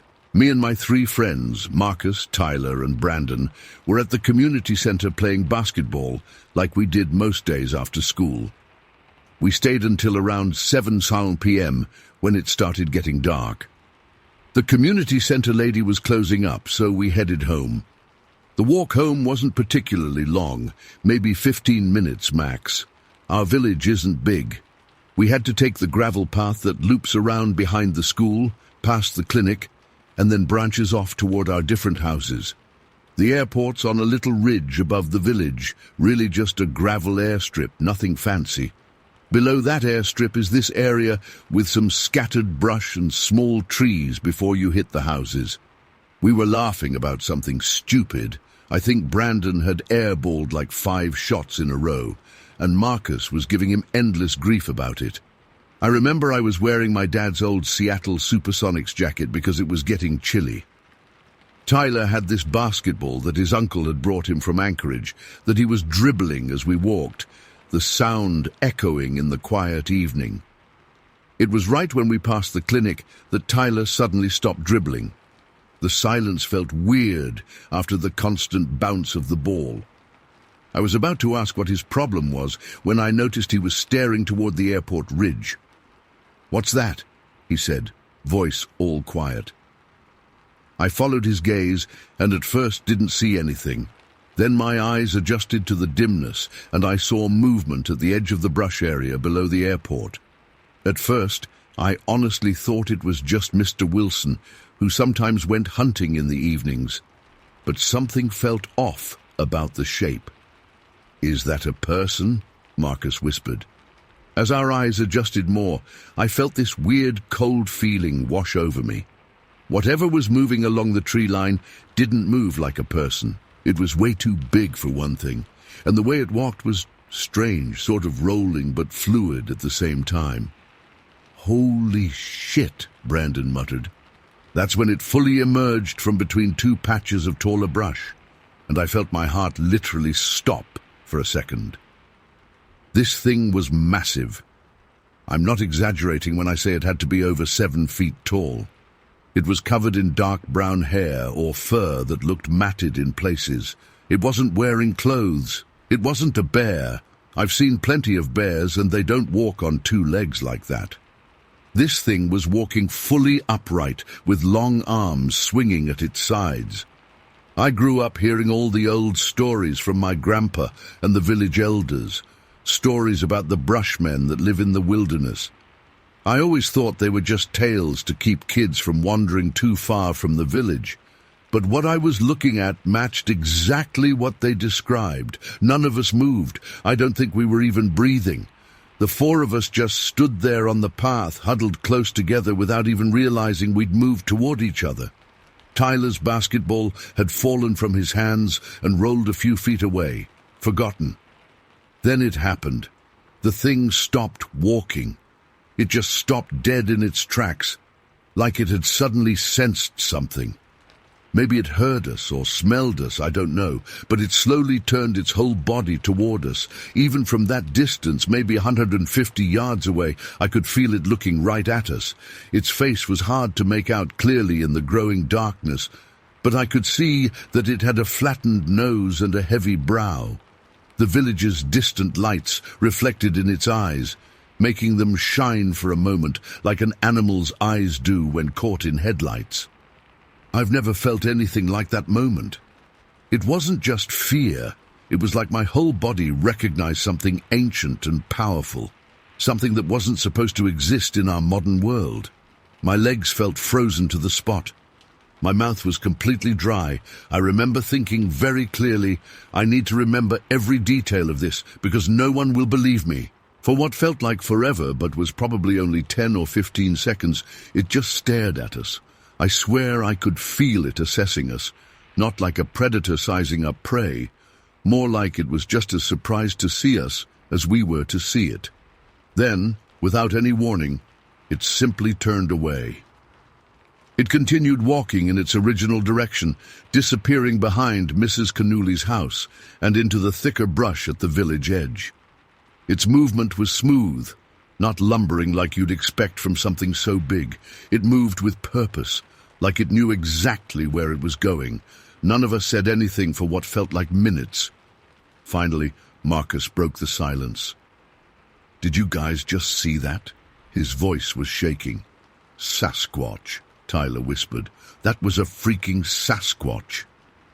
Brandon was still staring at the spot where it disappeared. "We need to tell someone." I nodded, but I was honestly afraid people would think we were making it up. 4 teenagers claiming to see a Bigfoot? Who would believe that? We debated whether to follow it, which now seems absolutely insane, but when you're 14 and just saw something impossible, your brain doesn't work right. Thankfully, common sense won out, or maybe just fear, and we decided to go straight home. We walked together, not talking much, until we reached the split in the path, where we had to go to our separate houses. We made this pact to meet up first thing in the morning to talk about what we'd seen before telling anyone else. I barely slept that night. Every sound outside my window made me jump. I kept replaying the sighting in my head, trying to convince myself it was just a person in the distance, or a bear walking weird, or my eyes playing tricks. But I knew what I'd seen. We all did. The next morning we met up early at Brandon's house. His mom made us pancakes, completely unaware of what we'd experienced. We talked in hushed voices, comparing what we'd seen. Our descriptions matched perfectly. The height, the hair, the way it moved, those eyes. There was no way we'd all imagined the same thing. We decided to tell Brandon's dad first. He's a hunting guide and knows the land better than almost anyone. When we told him, I expected him to laugh or tell us we were seeing things, but he got really serious instead. "Where exactly did you see this?" he asked. We described the location, and he nodded slowly. "I want you boys to come with me," he said, and took us to see Old Man Alexei, one of the village elders who lived in a cabin near the river. Old Man Alexei was in his 80s then, his face as weathered as tree bark. Brandon's dad asked us to tell him what we'd seen. When we finished, the old man wasn't surprised at all. He just nodded, like we'd told him it was going to rain tomorrow. "The Brushmen," he said simply. "They come down sometimes when fall is turning to winter. They're checking their territory before the deep snow." He told us that his father and grandfather had seen them too, in the same area below the airport. According to him, the Brushmen generally avoid humans, but occasionally get curious about our settlements. The area where we'd spotted it was apparently a kind of pathway they'd used for generations, long before our village was even built. "They don't want trouble," Old Man Alexei explained. "They're just passing through, checking what changed since last time." Over the next few days, other elders shared similar stories. Mrs. Wasili told us about seeing one fishing in the river when she was a girl. Mr. Pete described finding strange stick structures in the woods that he said were markers the Brushmen used to communicate with each other. One hunter, Thomas, told us he could identify signs that the Brushmen were active in an area: broken branches arranged in particular patterns, unusual scratches high up on trees, areas where the moss had been deliberately turned over. He said he always left that area immediately when he saw those signs, out of respect. What struck me most was how matter-of-fact everyone was. No one doubted us or laughed at our story. They took it completely seriously, like we'd just reported seeing a moose or a wolf. Unusual maybe, but not impossible. A few days after our sighting, I went with my grandpa to check some fish traps. As we were walking, I asked him why these creatures weren't in science books if they were real. He just smiled at me.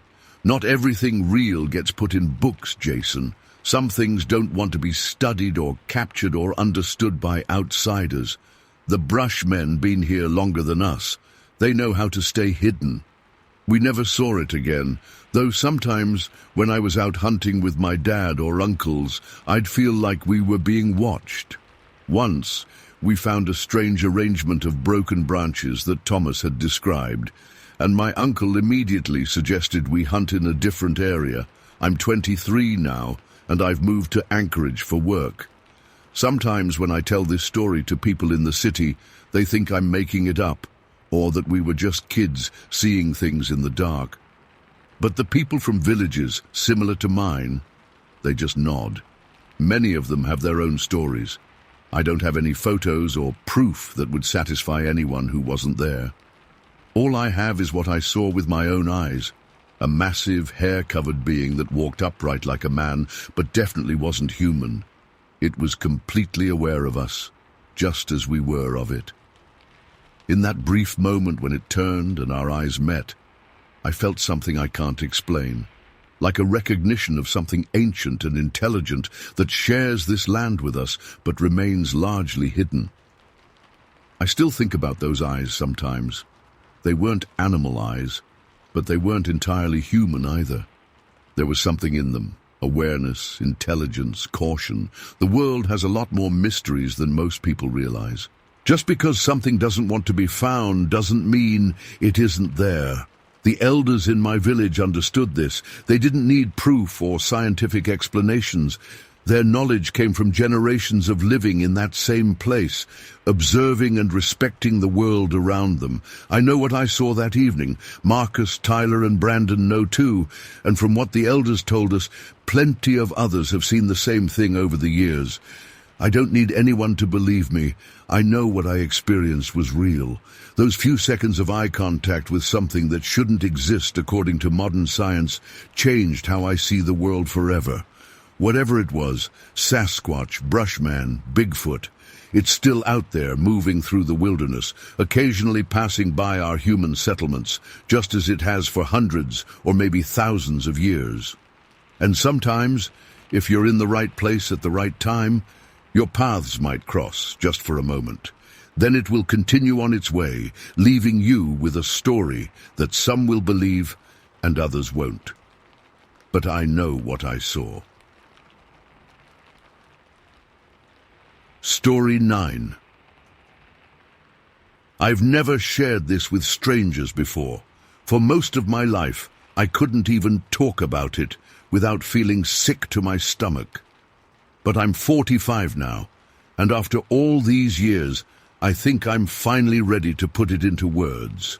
It happened in Tauxky Bay, Alaska, back in 1983. I was only 5 years old. It's crazy how some memories from childhood fade away completely, but others, the ones that change you, stay so crystal clear it's like they happened yesterday. This is one of those memories. August in Alaska can be really beautiful. That day the sun was bright, not hidden behind clouds like it usually was. The air had that crisp feeling that's hard to describe if you've never been that far north, clean and sharp in your lungs. I remember feeling so grown up because Mom had finally said I could walk to the old community hall by myself. It wasn't far, maybe 4 or 5 houses down from ours, but when you're 5, that feels like a real adventure. I was going to see Miss Mary, my preschool teacher. She was staying at the community hall that summer, sorting through supplies for the upcoming school year.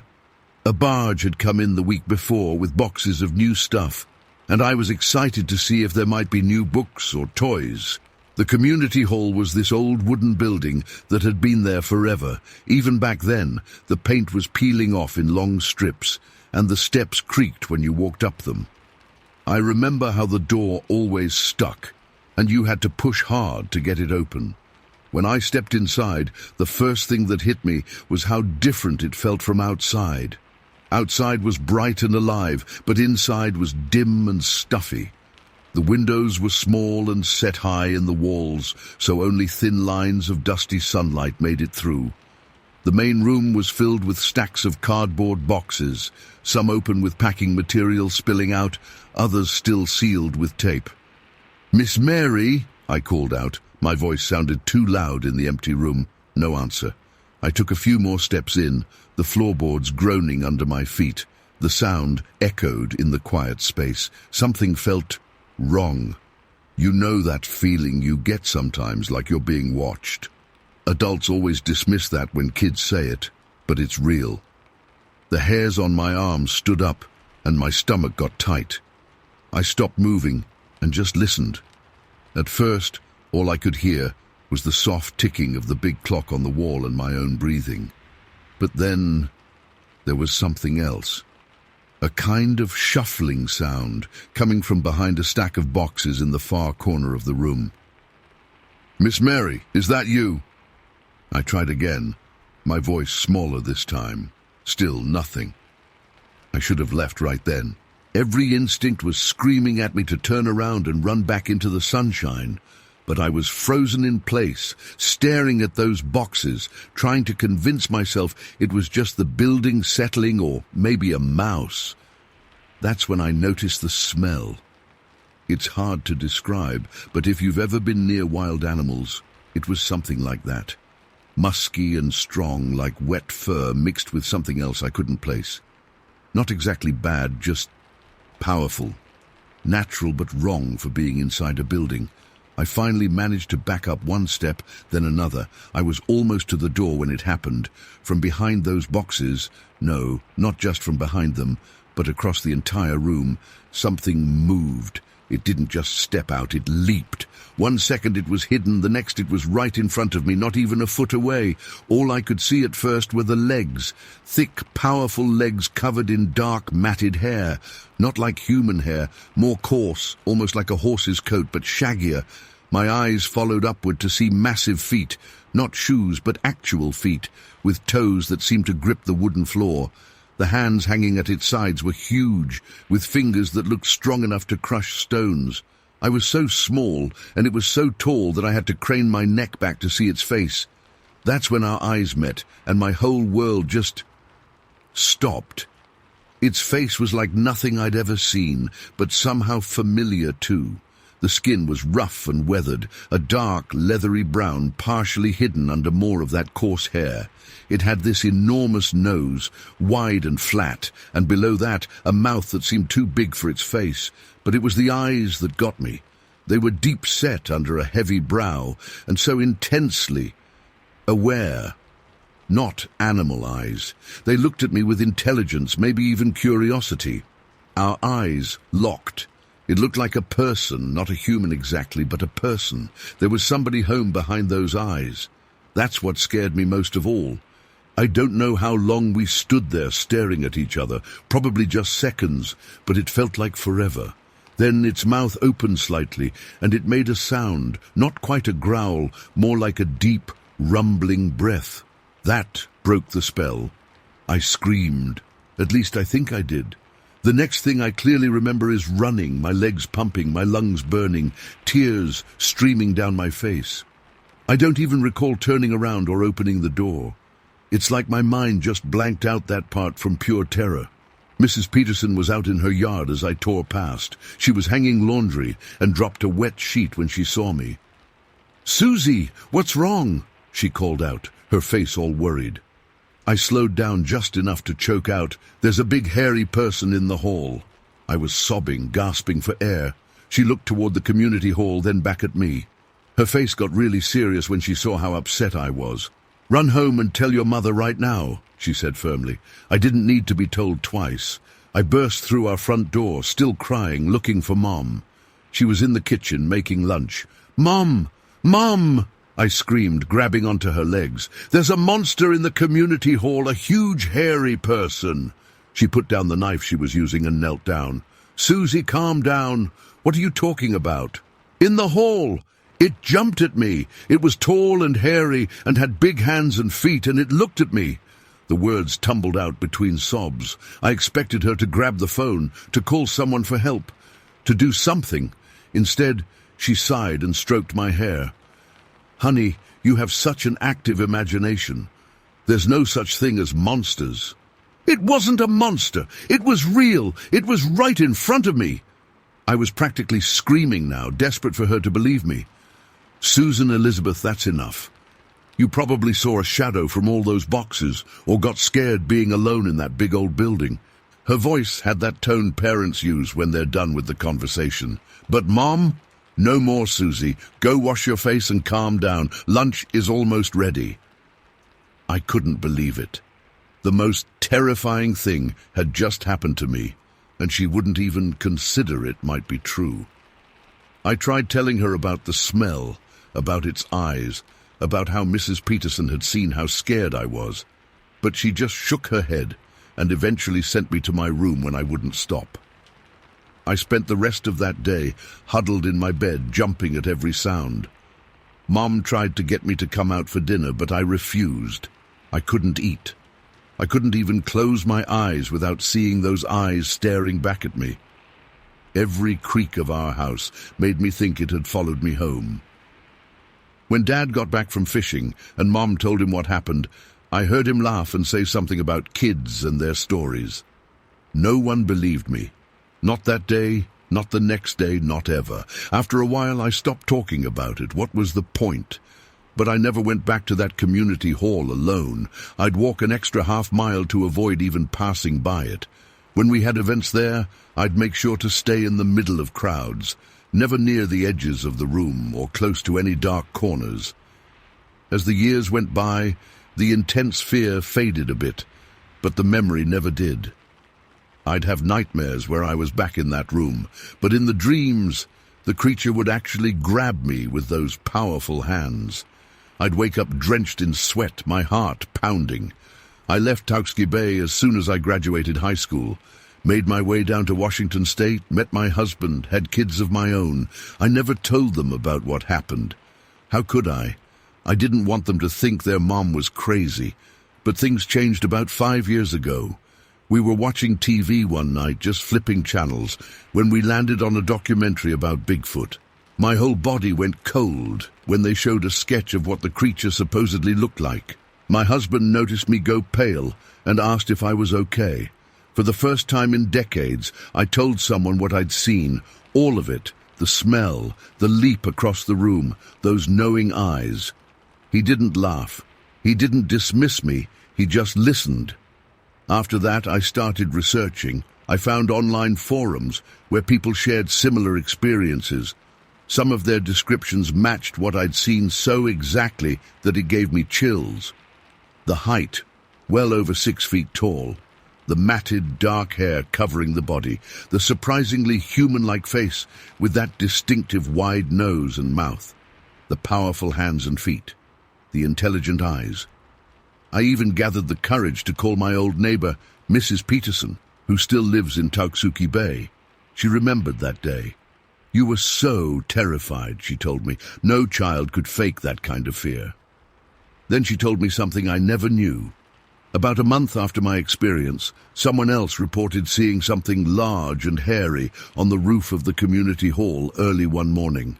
The person described hearing heavy footsteps overhead while setting up for a town meeting, then going outside to see what looked like a massive, hairy figure leaping from the roof into the woods behind the building.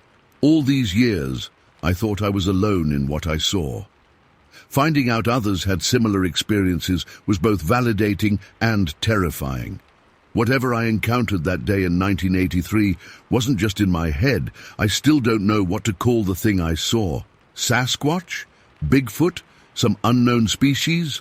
All I know is what I experienced, something not human, but person-like, something powerful and wild that stared into my eyes with recognition. Sometimes I wonder what would have happened if I hadn't screamed, if I had stayed there longer. Would it have harmed me, communicated somehow, just walked away? I'll never know. That single moment, those few seconds of eye contact with something that shouldn't exist, changed my life forever. It taught me that the world is stranger and more mysterious than we want to admit. And no matter how many people tell you that what you experienced isn't real, sometimes you have to trust your own senses, your own memory. I've never gone back to Tauxky Bay. I probably never will. But sometimes, on dark nights, when the wind moves through the trees outside our house, I find myself listening extra carefully, wondering if somewhere out there it's still watching, still remembering our encounter just as vividly as I do. Story 10. I never thought I'd be writing this down, but after 12 years, I still can't shake what happened to me out in those woods. Some nights, I still wake up in a cold sweat, the memory as fresh as if it happened yesterday. It was early March 2011. I'd been retired from the Marines for almost 2 decades by then, living a quiet life with my wife Maria in McIntosh County, Oklahoma. We bought our place back in '78, a modest house with a couple acres backing up against a large stretch of dense woodland, perfect for privacy, peace and quiet after my years of service. Every morning since we moved in, Maria and I would take our walk down this old dirt path that cuts through the woods behind our property.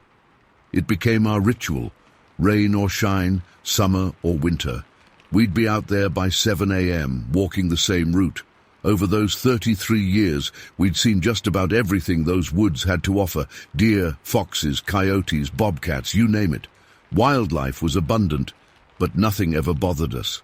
Maria comes from Creek Chakota heritage, and sometimes she'd tell me stories passed down in her family about beings in the woods. Strange creatures her people knew lived out there, but mostly kept to themselves. I'd always smile and nod, never taking it too seriously. I was the practical one. 20 years in the Marines will do that to you. If I couldn't see it or touch it, I didn't put much stock in it. That morning was different, though. Maria woke up with a bad migraine, the kind that left her nauseated and sensitive to light.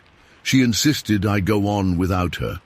"Jack, you haven't missed a morning walk in over 30 years. I'll be fine here with the curtains drawn," she told me. So, reluctantly, I headed out alone. It was chilly that morning, maybe around 40 degrees. I remember pulling on my old blue windbreaker, the one with the Marine Corps emblem on the back that my buddies got me when I retired. The sky was overcast, making the woods darker than usual, but I knew that path like the back of my hand. The first mile went by like normal. I noticed it was unusually quiet, though. No birds singing, no squirrels rustling through the underbrush. At the time, I just figured it was the weather, maybe a storm coming.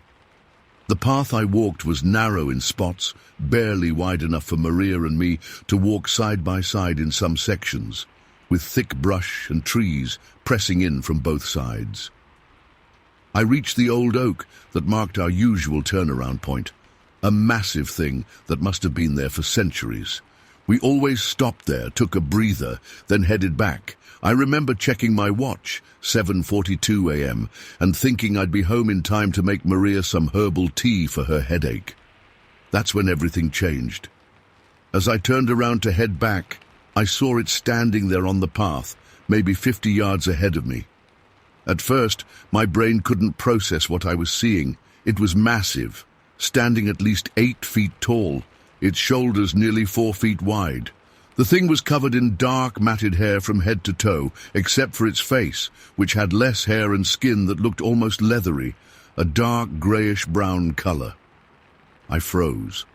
Completely froze. I'd faced combat situations in the service, but nothing prepares you for something like this. This wasn't human. This wasn't any animal I recognized. And it was blocking the only way back to my home. For what felt like an eternity, we just stared at each other. Its eyes were dark, set deep under a prominent brow ridge. I couldn't read any expression, couldn't tell what it was thinking. Then it moved. It started advancing toward me, but not in a normal walking motion. It was lifting its knees high with each step, bringing its feet down in these deliberate, forceful stomps that I could feel vibrating through the ground.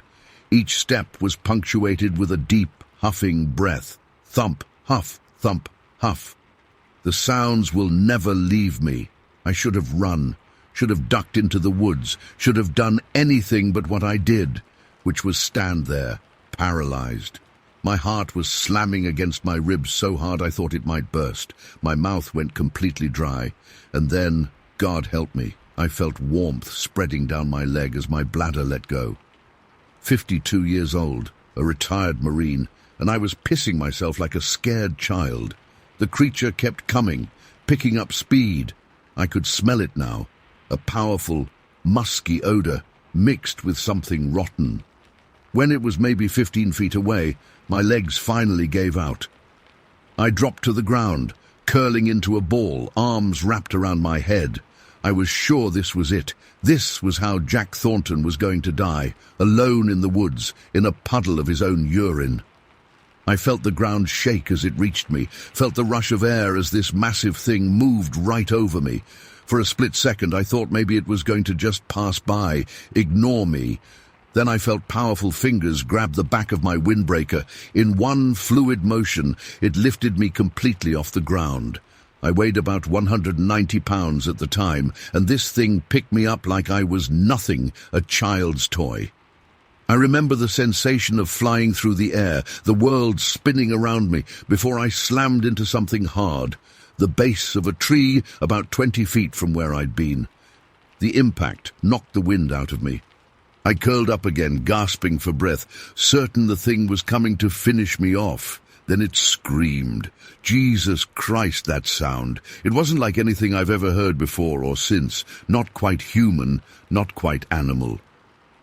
It started low and built to this high-pitched howl that seemed to go on forever, echoing through the trees. It felt like it was piercing right through my skull, vibrating in my chest. I kept my eyes squeezed shut, still curled up, waiting for it to grab me again. But nothing happened. When I finally found the courage to peek, it was still standing in the middle of the path, watching me. It made no move to come closer. I don't know what made me do it, but I slowly started backing away, still on the ground, pushing with my feet and hands, never taking my eyes off it. It didn't follow. When I'd put about 30 feet between us, I scrambled to my feet and ran. I ran faster than I had since boot camp, faster than I thought possible at my age. I didn't look back, didn't stop, just ran with everything I had. By the time I burst out of the woods and onto our property, my lungs were burning, my legs were jelly, and my heart felt like it was going to explode. I staggered into the house, slammed and locked the door behind me. Maria found me sitting at the kitchen table, shaking uncontrollably, clothes soiled, scratches on my face and hands that I don't even remember getting. When she asked what happened, I couldn't speak at first. When I finally told her, she didn't laugh or question me. She just sat beside me, held my trembling hands, and said, "You met one of them." According to Maria, in her people's stories, these beings usually avoid humans, but they can be territorial and unpredictable. She wondered if maybe it reacted differently because I was alone this time, not with her. Something about her presence might have kept us safe all those years. We never walked that path again. I sold the property 6 months later, and we moved closer to town. Maria didn't fight me on it. I've tried to make sense of what happened that day. Was it some kind of territorial display? Was it trying to scare me off rather than hurt me? If it wanted to kill me, it could have. Instead, it threw me aside and screamed. Maybe a warning. I've seen the TV shows about Bigfoot and Sasquatch. I've read the accounts online from other people who claim to have seen similar things. Some of their descriptions match what I saw, others don't. I don't know what to call what I encountered that day. I just know it was real, it was powerful, and it changed me. I'm 64 now. I still go for walks, but never alone, and never in dense woods.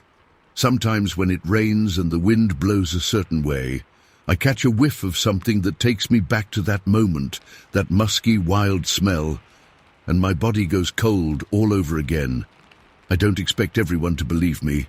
Hell, if someone had told me this story before it happened, I probably wouldn't have believed them either. But I know what I saw, I know what happened to me. And I know that there are things in this world that defy explanation, things that exist whether we acknowledge them or not.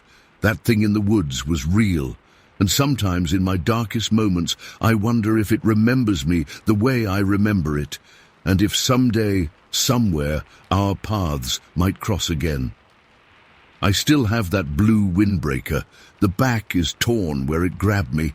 I keep it in a box in the attic. Sometimes I take it out just to remind myself I didn't imagine the whole thing. The tear is real. What happened was real. And no matter how many years pass, I'll never forget the sound of those footsteps coming toward me. Thump, huff, getting closer and closer until there was nowhere left to run. Story 11. I can hardly write this without my hands shaking. It has been 3 weeks since it happened, and I still wake up drenched in sweat, seeing those eyes in my dreams. I need to put this down somewhere to make sense of what my daughter Emily and I experienced on that cursed road outside Galapagos. My name is Thomas Wilson. I'm a simple merchant who trades goods between Galapagos, Ohio, and neighboring towns. Nothing in my 42 years of life prepared me for what we encountered that day. It was October 17th, 1869, a date forever burned into my memory. The autumn air had turned crisp, and the leaves had just begun their transformation into brilliant reds and oranges. Emily, my eldest at 16, had asked to accompany me on what should have been a routine journey to deliver fabric and dried goods to several families who lived on the outskirts of town. We set out at dawn in my small carriage, pulled by Bonnie, our reliable chestnut mare. Emily was particularly cheerful that morning, chattering about the upcoming harvest festival and how Mrs. Abernathy had promised to teach her a new stitching pattern. Her mother, God rest her soul, would have been proud of how Emily had grown into such a bright, capable young woman. The morning passed uneventfully as we made our deliveries. It was on our return journey, around 3 in the afternoon, that everything changed. We were traveling along Elm Creek Road, a less traveled route that cuts through a dense stretch of woodland about 5 miles outside of town. The road had become muddy from recent rains, and Bonnie was having a difficult time maintaining her footing, forcing us to slow our pace considerably. The woods seemed different that day. I've traveled that road hundreds of times in all seasons, but something felt wrong. The birds had gone silent. Even the usual rustling of small creatures in the underbrush was absent. I remember feeling a heaviness in my chest, a sense of unease I couldn't explain. Emily felt it too. "Papa," she said, her voice barely above a whisper, "something doesn't feel right." I told her it was just the gloom of the overcast day playing with our nerves. I wish I had heeded that warning, turned the carriage around, and found another way home. As we rounded a bend where the road narrows between 2 steep embankments, Bonnie suddenly reared up, whinnying in panic. I struggled to control her as she stamped and pulled against the reins. Then I saw what had frightened her. Standing in the middle of the road, perhaps 50 yards ahead, was what I first thought to be a man. But as my eyes adjusted, I realized with growing horror that this was no man, at least not like any I had ever seen. The figure was enormous, towering at what must have been over 7 feet tall. It stood upright on 2 legs like a man, but its entire body was covered in thick, matted hair, a dark brown color, almost black in places. The creature was naked, but the hair was so dense that it formed a kind of natural covering. Its shoulders were impossibly broad, and its arms hung long at its sides, ending in what looked like powerful hands with visible fingers. But it was the face that struck pure terror into my heart. Partially hidden beneath a protruding brow were 2 eyes that burned with an intelligence that seemed both human and not, a wild, maniacal stare that fixed directly on us with what I can only describe as murderous intent. For what felt like an eternity, but was likely only seconds, we stared at each other across that muddy road. I felt Emily's hand grip my arm with such force that her nails dug into my skin through my coat sleeve. I told her in a voice I barely recognized as my own to hold tight to the carriage. I hoped, prayed, that the creature would simply move on, disappear back into the woods from which it had emerged. But then it did something that froze the blood in my veins. It took a deliberate step toward us, then another. "Papa?" Emily's voice quavered with fear. I snapped out of my paralysis and cracked the reins hard, hoping Bonnie would charge forward, allowing us to flee past the creature before it could reach us. But in her panic, Bonnie reared again and then tried to turn the carriage around on the narrow road. The wheels slipped in the mud, and suddenly we were stuck, listing to one side with one wheel sunk deep in the soft earth at the road's edge. The creature began to move faster, not quite running, but covering ground with alarming speed and a kind of loping gait. I grabbed the small hunting knife I kept beneath the seat, a woefully inadequate weapon against such a beast, but my only defense. "Stay in the carriage," I ordered Emily, jumping down into the mud. "If I distract it, try to calm Bonnie and get the carriage moving. Don't wait for me. Just go." "No, Papa," she cried, but there was no time to argue. I moved to place myself between the carriage and the approaching horror, brandishing my knife and shouting as loudly as I could, hoping to either intimidate it or at least focus its attention solely on me rather than my daughter. The creature slowed its approach but did not stop. Up close, it was even more terrifying. I could smell it now, a powerful, musky odor unlike anything I've encountered. Its breathing came in deep, guttural huffs that sent clouds of vapor into the cool air. Those eyes, God help me, those eyes seemed to glow with a kind of feral hatred. I lunged forward with my knife, slashing at the air between us. "Back!" I shouted. "Get back!" For a moment, it seemed to consider me, tilting its head slightly as if puzzled by my resistance. Then, with a speed that defied its massive size, it closed the distance between us. I managed one slash with my knife that seemed to catch its arm, drawing a line of dark blood through the hair. It let out a sound I will never forget, not quite a roar, not quite a scream, but something in between. A sound no human throat could produce. Before I could strike again, it seized me. Its hands caught my shoulders in what felt like a vice grip. The strength was unimaginable. I felt my feet leave the ground as it lifted me effortlessly, then hurled me aside like a child's doll. I landed hard in the mud several feet away, the impact knocking the breath from my lungs. The knife flew from my grasp, disappearing into the muck. I struggled to rise, to face this nightmare, but before I could regain my footing, it was upon me. We rolled in the deep mud as I fought with every ounce of strength I possessed. Its weight was crushing, easily twice that of a large man. The creature attempted to bite and scratch me like some wild animal, but I managed to keep its snapping jaws from my face by pushing against its throat. Throughout this desperate struggle, I could not escape those eyes, burning with a maniacal intensity, fixed on me with a look of pure, primal rage. I knew in that moment I was fighting for my life against something that would not stop until I was dead. My strength was failing rapidly. My arms burned with the effort of holding the creature at bay, and mud filled my mouth and nose, threatening to suffocate me. I could hear Emily screaming from the carriage, but her voice seemed distant, as if coming from another world. I remember thinking of my late wife, wondering if I would soon be joining her. I thought of Emily, who would witness her father being torn apart before likely suffering the same fate herself.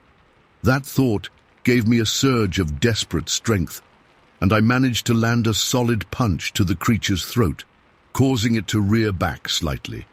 It was in that brief moment of reprieve that Emily acted. My brave, incredible daughter had ignored my order to flee. Instead, she had climbed down from the carriage and found a rock nearly the size of a small melon. With all her might, she hurled it at the creature's head. By some miracle or divine intervention, the rock struck true, hitting the beast just behind what would be the ear on a human. The impact made a sickening sound, like a hammer striking wet wood. The creature wasn't completely stunned. I doubt anything short of a rifle shot could have accomplished that, but it was surprised enough to release its grip on me. It let out another of those terrible sounds, this one higher-pitched, possibly indicating pain. Slowly, with deliberate movements that suggested it was dazed but not incapacitated, it pushed itself up from the mud. For one horrifying moment, I thought it would turn its rage on Emily, who stood frozen a few yards away, her face white with terror. But instead, the creature cast one last burning glance at us both, a look that seemed to contain not just anger, but something else. Perhaps a cold calculation, a promise of future retribution. Then it turned and shambled toward a neighboring grove of trees, its massive form soon disappearing among the trunks and shadows.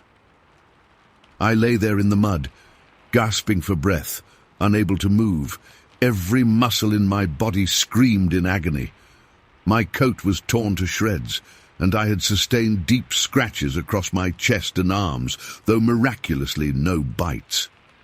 Emily rushed to my side, helping me to sit up, her small hands brushing mud from my face as tears streamed down her cheeks. "Is it gone, Papa? Is it really gone?" she kept asking, her eyes darting toward the trees where the creature had vanished. I couldn't answer with certainty. I could only hold her close with trembling arms as we both stared at those woods, afraid the nightmare would re-emerge at any moment.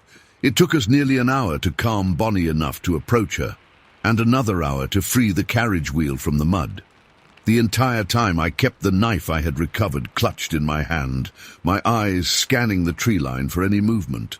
We reached town just as darkness was falling. I went directly to Sheriff Holcomb's office, covered in mud and blood, with Emily equally disheveled beside me. I will never forget the look of disbelief on his face as I recounted our experience. "A wild man, you say? Covered in hair?" He exchanged glances with his deputy, the kind of look that questions a man's sanity or sobriety. "Not a man," I insisted, my voice hoarse from shouting and the strain of battle. "Something else. Something I have no words for." They formed a search party the next morning, more to humor me than out of genuine concern, I suspect. They found the site of the struggle easily enough. The mud was churned up, and there were strange, large footprints leading into the woods. But the rain that had started overnight had obscured much of the evidence, and the trail was lost after a quarter-mile into the dense forest. Most folks in town attribute our experience to an encounter with a deranged hermit, or perhaps an escaped lunatic from the asylum in Hillsdale. A few older residents exchange knowing glances and speak in hushed tones of other strange encounters in those woods over the years, stories I had previously dismissed as tall tales meant to frighten children. The editor of the Hillside Standard in Hillsdale came to interview us after hearing rumors of the attack. He published an account in the paper, though I noticed he presented it as a curious anecdote rather than the terrifying reality we experienced. I suppose such things don't fit neatly into people's understanding of the world. It's been 3 weeks now. My physical wounds are healing, but I cannot shake the memory of those eyes, that inhuman strength, the certainty that I was moments away from death. Emily has taken to sleeping in a chair by my bedside, afraid to be alone. She wakes crying from nightmares she refuses to describe. I've sold my business. We're leaving Galapagos next week, heading for Cincinnati, where I have a cousin who can help us start anew. I cannot travel that road again, cannot live with the knowledge that whatever attacked us is still out there in those woods. Sometimes in the quiet hours before dawn, when sleep eludes me, I wonder if it watches our house from the darkness, waiting. I wonder if it remembers us as clearly as we remember it. I wonder if anywhere will ever feel safe again. I write this account not seeking validation or belief, but as a warning. There are things in this world, in the dark spaces between civilization, that defy explanation. Things with burning, maniacal eyes that can shatter your understanding of reality in an instant. If you find yourself on a lonely road and the birds go silent, if you feel that primal sense of being watched by something ancient and malevolent, do not do what I did. Do not stand your ground. Run. Run as fast and as far as you can. Because I know with bone-deep certainty that what attacked us that day was no man, and the next person it encounters may not be fortunate enough to escape with their life. Story 12. I still can't believe what I saw that day in the woods near Campbell River. It's been 3 months since it happened, and I wake up almost every night thinking about it. I've worked as a timber cruiser for 15 years now, surveying and evaluating timber across Vancouver Island, but nothing could have prepared me for what I experienced. This happened back in early October when I was doing a standard survey in a remote sector about 23 miles northeast of Campbell River. The logging company had acquired new land and needed detailed assessments before they could plan any cutting operations. Usually I work with Joseph, a local First Nations guy who knows these woods better than anyone. He's been my partner on surveys for almost 4 years. The day before we were supposed to head out to this new sector, Joseph called me. "Mike, I can't go to that area tomorrow," he said. His voice had this edge to it I'd never heard before. "You sick or something?" I asked, thinking it was just a scheduling issue. There was this long pause before he said, "That area isn't good. My grandfather told me stories about that place. The monkey men live there." Now I'd heard Joseph mention these monkey men a few times before, always in passing, never in detail. I figured it was just local folklore, like the many Sasquatch stories that circulate throughout the Pacific Northwest. I tried to convince him it would be fine, but he wouldn't budge. "Listen, Mike, I'm not setting foot in that valley. Those aren't just stories." I needed to get the job done regardless, so I decided to go alone. In hindsight, I should have listened to Joseph. The morning of the survey, I loaded up my truck with all the usual gear: GPS unit, diameter tape, clinometer, increment borer, my tablet for data entry, and enough food and water for a full day. The weather was decent for October, cloudy but dry, around 50 degrees. I wore my standard work outfit: heavy boots, tough canvas pants, flannel shirt under a visibility vest, and my waterproof jacket just in case. I drove out before sunrise, taking logging roads deeper and deeper into the wilderness.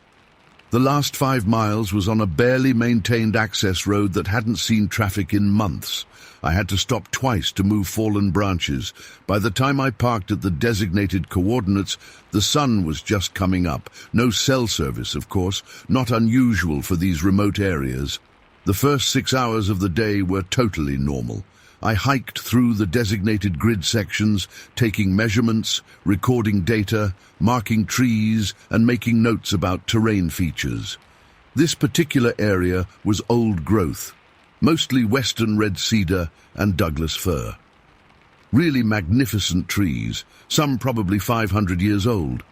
The understory was thick with ferns and salal. There were plenty of game trails, which made navigation easier in some spots. Around 2 p.m., I reached a small valley with a creek running through it. I decided it was a good spot for lunch, so I sat on a fallen log, ate my sandwich, and updated my notes. That's when I first got the feeling I was being watched. You know that sensation when the hair on the back of your neck stands up? It was like that, but stronger. I've encountered black bears and cougars before, and this feeling was different, more deliberate. I scanned the tree line, but didn't see anything unusual, so I chalked it up to being alone in the woods and finished my lunch. After lunch, I continued working my way through the grid. The terrain got steeper as I moved further up the valley. By late afternoon, around 4:30 p.m., I reached a section with a small waterfall feeding into a wide, shallow pool. The area around it was more open, with fewer trees and more rocks. I was about 50 yards from this pool, taking measurements of a particularly large cedar, when I caught movement in my peripheral vision. I turned my head slowly, thinking it might be a deer or elk coming to drink. What I saw instead froze me in place. Crouched at the edge of the pool was what I can only describe as a Sasquatch. I know how that sounds. Before that day, I would have laughed at anyone claiming to see such a thing. But there it was, clear as day, in the fading afternoon light. It was massive. At least 7 feet tall, if it had been standing upright, covered in thick, reddish-brown hair. Not black or dark brown like most Sasquatch stories describe, but a definite auburn color that caught the light in places. The hair seemed shorter on its face and hands, longer on its back and shoulders. Its build was powerful, but not bulky, more like an extremely muscular human than a bear or gorilla. I slowly crouched behind the cedar tree, hardly daring to breathe. The creature hadn't noticed me. It was entirely focused on something it was doing at the water's edge. I realized with absolute shock that it was washing something in the water. The Sasquatch was sitting on its haunches at the pool's edge, methodically dipping what looked like roots or tubers into the water, rubbing them with its hands, and then placing them in neat piles on a flat rock beside it. Its movements were deliberate and practiced, not random or animalistic. It would grab an item from a crude bark container beside it, wash it thoroughly, inspect it, and then place it in one of two distinct piles. The whole scene was so human. There's no other way to describe it. This wasn't an animal foraging. This was food preparation. These were learned behaviors, cultural practices. I don't know how long I watched. Maybe 10 minutes, maybe more. I was completely transfixed. My heart was pounding so hard I was certain the creature would hear it, but it remained focused on its task. I noticed its hands were enormous, but surprisingly dexterous, with opposable thumbs that it used with obvious precision. When it finished washing the last item, it sat back briefly, as if inspecting its work. Then it gathered the piles, placing them back into the bark container. It was then that it stood to its full height, and I had to suppress a gasp. Its proportions were both human-like and alien. Its arms hung much longer than a human's would, reaching almost to its knees. Its torso was broad and powerful. But it was the face that really got to me. Not quite human, not quite ape, somewhere in between. It had a pronounced brow ridge, a flat nose, and a mouth that seemed almost too small for its face. Its eyes were deep-set, dark, and unmistakably intelligent. The creature picked up its container and turned away from the pool. This is when I made my mistake. In trying to get a better look, I shifted my weight and snapped a twig beneath my boot. The sound wasn't loud, but in the quiet of the forest it might as well have been a gunshot. The Sasquatch's head whipped around, its gaze scanning the forest directly toward my position. I ducked lower behind the cedar, praying it hadn't seen me. For several agonizing seconds, there was complete silence. Then I heard movement. Not coming toward me, thankfully, but moving away. I risked a peek around the tree and saw the creature moving off through the forest. It didn't run on all fours like a gorilla.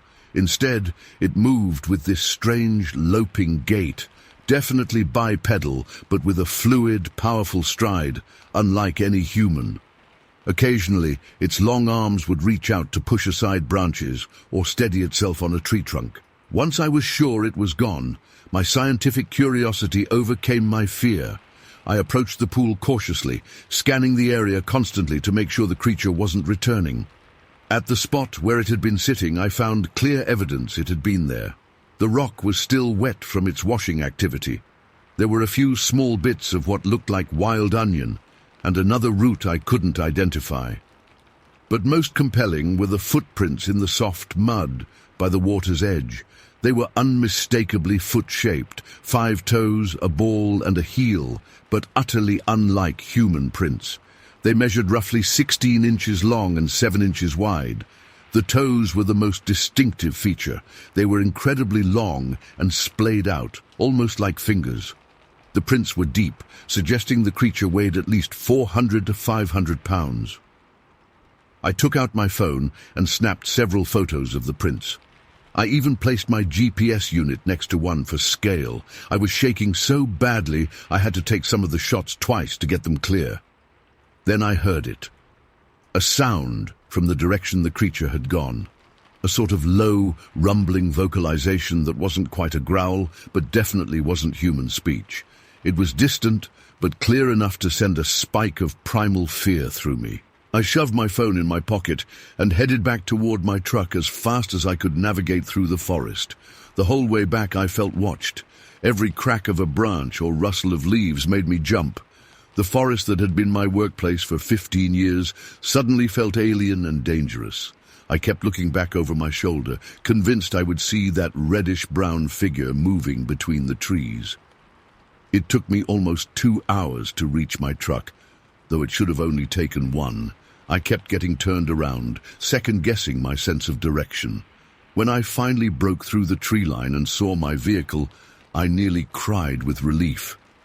I drove back to Campbell River in a daze, my mind replaying what I'd seen over and over. When I got home, I immediately checked the photos on my phone, half expecting them to be gone, as if the whole thing had been a hallucination. But there they were. 5 clear images of footprints unlike anything I'd ever seen before. I called Joseph that night and told him everything. There was a long silence when I finished. "You should not go back there," he finally said. "Those places belong to them." I asked him what he knew about these creatures washing food, and he said his grandfather had told stories about the monkey men having their own ways, their own customs. "They're not animals," he said. "The elders say they were here before us. They have their own medicine." The next day, I called in sick. I couldn't face going back into the woods. I spent the day researching Sasquatch encounters online, looking for anything similar to what I'd seen. There were a few accounts of food-washing behavior, but none with the level of deliberate organization I'd witnessed. I debated whether to report what I'd seen. I knew the ridicule I would face. A timber cruiser claiming to see Bigfoot washing vegetables? I'd be a laughingstock, but the scientific implications of what I'd witnessed were enormous. This wasn't just a large, undiscovered primate. This was a creature with culture, with learned behaviors passed down through generations. In the end, I decided to share my experience anonymously in forums like this one. I still have the photos of the footprints, but I'm hesitant to share them publicly. I've shown them to Joseph and 2 other trusted friends. They all agree they're unlike anything they've ever seen. I've returned to work since then, but I refuse assignments in that particular valley. My boss thinks I had some kind of traumatic experience there, a close call with a bear or cougar, and I haven't corrected him. It's easier that way. I don't know what I encountered that day. Sasquatch, Bigfoot, one of Joseph's monkey men. The name doesn't matter. What matters is that somewhere in the forests of Vancouver Island, there exists a creature with intelligence, with culture, with patterns of behavior that blur the line between animal and human. And sometimes, on quiet afternoons in the forest, I still get that sensation of being watched. I still find myself scanning the trees for a glimpse of reddish-brown hair. And I still wonder, was it as curious about me as I was about it? Story 13. I've been going back and forth about posting this for months. Most people I've told think I'm crazy or making it up, but I swear on everything I care about that what I'm about to share actually happened. I need to get this off my chest because it's been bothering me since that morning back in April. I work as a forklift operator at Johnson's Rock and Stone in Southern California, about 30 miles inland from San Diego. Been there almost 7 years now. The place is pretty big. We've got about 4 acres of natural stone, pavers, flagstone, boulders, you name it. High chain-link fence surrounds the whole property with barbed wire on top. Security cameras cover the entrance and office, but not the entire yard. I'm usually the last one to leave since I help organize inventory and make sure everything's locked up tight. My boss trusts me with this responsibility because, well, I've never given him a reason not to. I'm a member of the Pala Band of Mission Indians, and my family's been in this area for generations. My grandpa always taught me to be responsible and take pride in whatever work I do. That Tuesday seemed completely normal. Hot as hell, must have been close to 95 degrees, but nothing out of the ordinary. I finished moving some new pallets of Mexican beach pebbles to their spot, checked that the gates were secure, and locked up around 6 p.m. like I always do. The only thing different was that we'd just gotten a big shipment of oversized flagstone the day before. Beautiful pieces, Arizona sandstone, 3 by 5 feet each, between 200-300 pounds per stone. Premium stuff that sells for big money to fancy homes in La Jolla and Rancho Santa Fe. We had them stacked 4 feet high on wooden pallets in the main aisle. I remember looking at those flagstones before leaving, thinking I'd need to organize them better in the morning, since they were kind of just roughly stacked from the delivery. Nothing that couldn't wait till Wednesday, though. I drove home, had dinner with my girlfriend, watched some basketball and went to bed around 11, totally normal night. The next morning I got to work at 7:15 a.m., about 15 minutes before opening. I unlocked the main gate, drove in, and immediately knew something was wrong. You develop a sense for your workspace, like when something's been moved even slightly. This wasn't slight, though. This was obvious. Those massive flagstones, the ones that had been stacked on pallets, were now arranged in a straight line down the center of our main aisle, and not just tossed around randomly. They were placed precisely, evenly spaced apart, leading from near the entrance all the way back toward our walkway project display area. At first, I thought maybe the boss had come in super early and was setting up some kind of display, but that made zero sense. Why would he do that without telling me? And he's in his 60s. No way he could move those stones by himself. Each one takes at least 2 strong guys to carry, and we usually use the forklift for anything that heavy. I parked my truck and walked along the line of flagstones. There were 11 of them total, placed so precisely it was bizarre. I measured the gaps between them later. Exactly 50 inches between each stone, not 48, not 52, but exactly 50 inches. And they were perfectly aligned, like someone had used a laser level. The weirdest part. The lock on the gate was still secure when I arrived. The chain hadn't been cut. The fence wasn't damaged anywhere that I could see.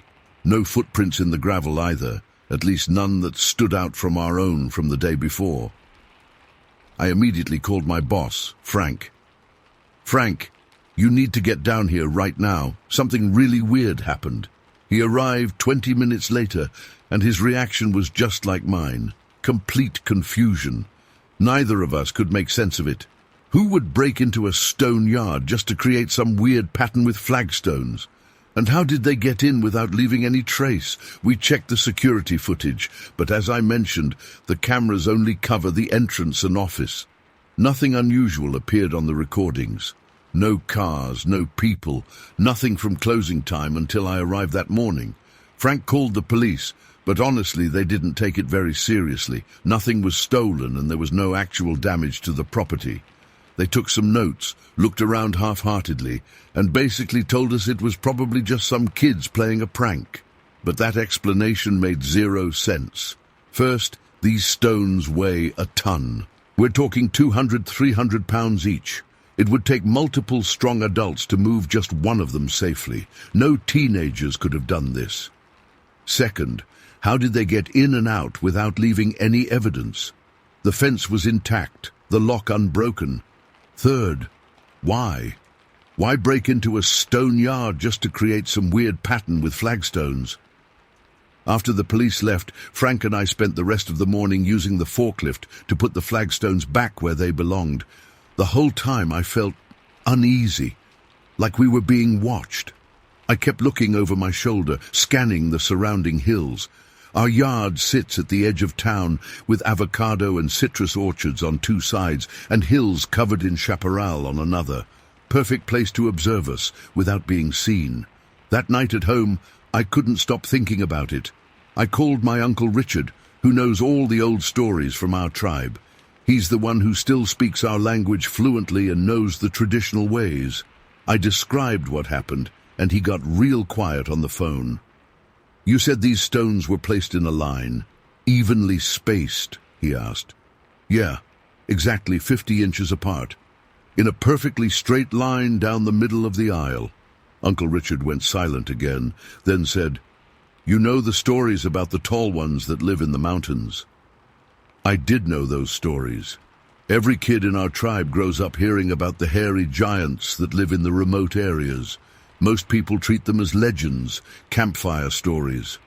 But some of the elders talk about them differently, like they're real, just very rare and good at staying hidden. "You think this has something to do with Sasquatch?" I asked, feeling kind of stupid saying it out loud. "I'm not saying that," he replied carefully. "I'm just saying there are things in this world we don't fully understand, things that were here long before us." That conversation stuck with me all night. I barely slept. The next morning, I arrived at work extra early and walked the perimeter of the property. That's when I noticed something I'd missed before. Along the back fence, where our property meets the Rodriguez family avocado orchard, there was a section where the tall grass had been flattened, not like someone had walked through it, but like something heavy had sat there. And nearby I found 3 unripe avocados on our side of the fence, picked and then discarded. The Rodriguez trees were about 15 feet tall, with the closest branches a good 10 feet from our fence. Later that day, I drove over to talk to Mr. Rodriguez. He's in his 70s, been growing avocados and citrus for decades. When I mentioned what happened at our yard, his expression changed. "You know, something strange has been happening to my trees lately," he said. "Last month, I found the tops of several trees stripped of fruit. Not like birds or raccoons. They take a few and leave evidence. This was different. All the fruit gone from the uppermost branches, no dropped pieces underneath. I thought maybe someone was climbing up and stealing them at night. But who would take such a risk just for some unripe avocados?" He showed me the trees. Sure enough, the very tops were completely bare, while the lower branches still had plenty of fruit. Some of the branches were pretty thick too, strong enough to support something heavy. Over the next few days, I started asking around. Turns out, Mr. Rodriguez wasn't the only one. The Valencia orange grove about a mile away had experienced something similar, and a local hiker reported finding what looked like a nest of branches high up in the hills, with discarded orange peels and avocado skins nearby. I went back to the yard and looked at those flagstones again. If you were to jump from one to the next, they were spaced like giant footsteps, almost like something was playing hopscotch with 300-pound stones. It's been 3 months now, and nothing else has happened at our yard, but I've been spending more time hiking in the hills, and twice I've found large areas of flattened vegetation that don't match any animal behavior I know of. And once, just as the sun was setting, I heard a sound that still gives me chills when I think about it. A long, low whistle that seemed to echo through the canyon, followed by what sounded like wood knocking against wood. 3 distinct knocks, then silence. I haven't told many people about my theory. Frank would think I'm crazy, and most of my friends would laugh it off. But I know what I saw that morning, those massive stones arranged with precision that would have required planning, intelligence, and incredible strength. No human could have entered our yard without leaving evidence. And whatever did this wasn't destructive or threatening. It was playful, almost like it was leaving a message. The only person who doesn't think I'm nuts is my grandfather. When I finally got up the courage to tell him my theory, he just nodded slowly and said, "They've always been here. They just stay away from people most of the time. But sometimes they get curious about what we're doing." I don't know exactly what happened that night at the masonry yard. I can't explain how something could move those heavy stones with such precision, enter and exit a locked facility without leaving a trace, or why it would even want to. But I know what I saw, and I know the stories of my people. Sometimes the old legends exist for a reason. I keep a camera in my truck now, just in case. And sometimes when I'm locking up the yard at night, I leave a few pieces of fruit on top of the tallest stone pile. In the morning, they're always gone. No evidence of who or what took them. Just gone. Story 14. I've been hesitant to share this for years because I know how it sounds. But after seeing others post similar experiences, I figured it was time to tell our family's story. I grew up in eastern Kentucky, in a small house nestled against the forest about 15 miles outside of Pikeville. Our property wasn't much, 3 acres with most of it backing up to dense woodland, but it was home. After Dad passed from black lung in '93, Mom stayed in the house alone.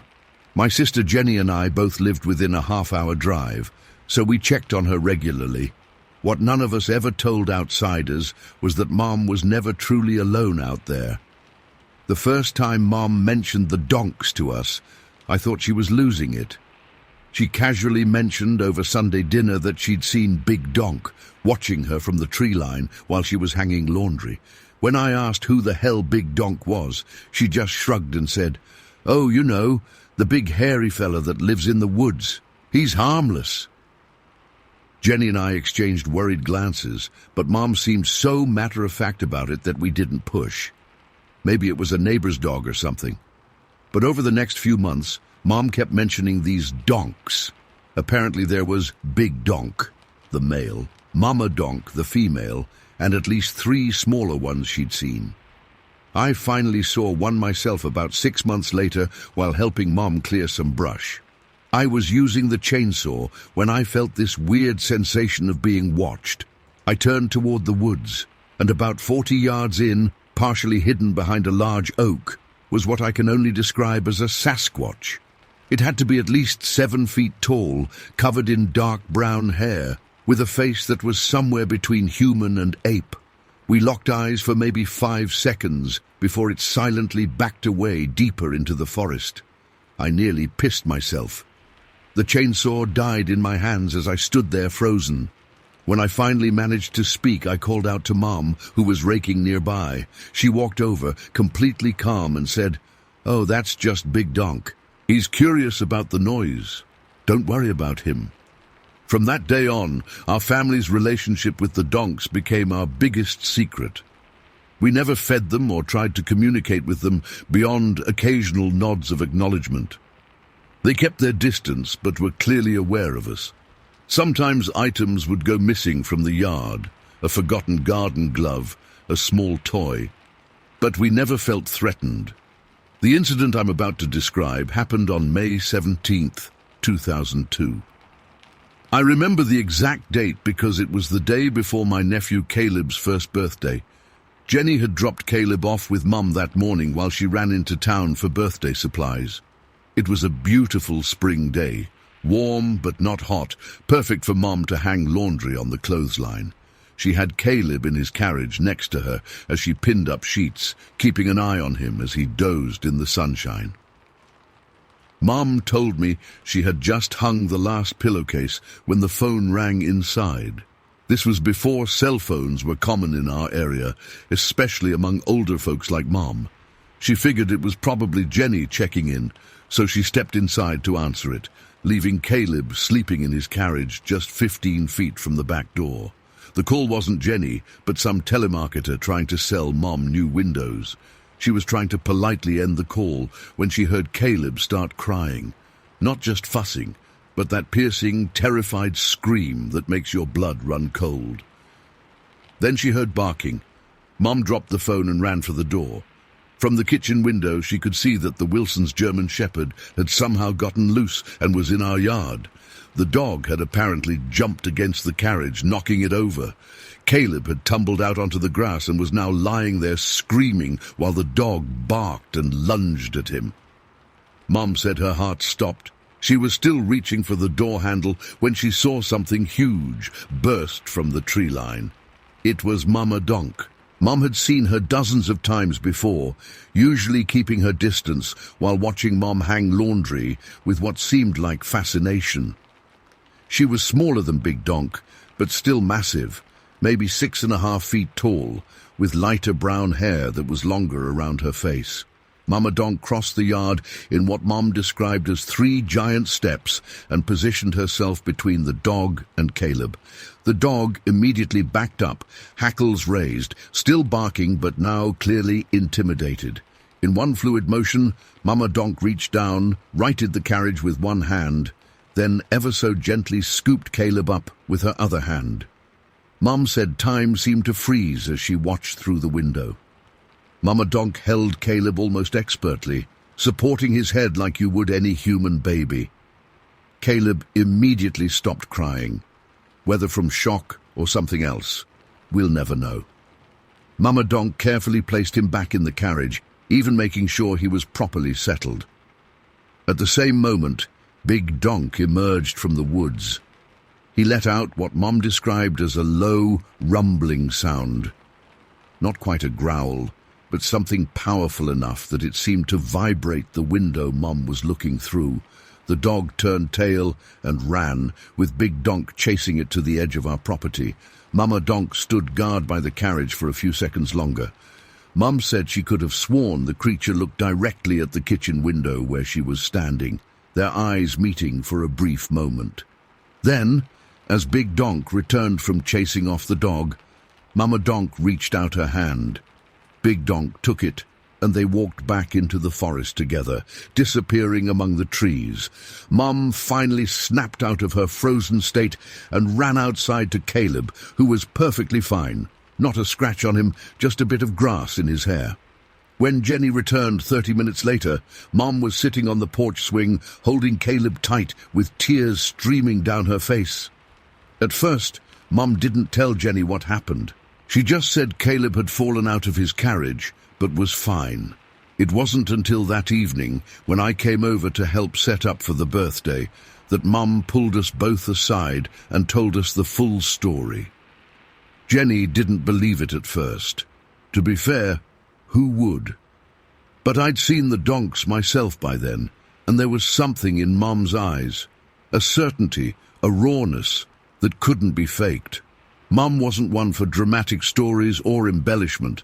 If anything, she understated things, and she was visibly shaken. That creature saved Caleb, she kept saying. She handled him like she'd held 100 babies before. We made a family decision that night not to tell anyone. Who would believe us? We'd be labeled as crazy, possibly even have Child Protective Services called on Jenny for leaving her baby with a delusional grandmother. But we knew what happened. After that day, our strange, distant relationship with the donks continued, but something had changed.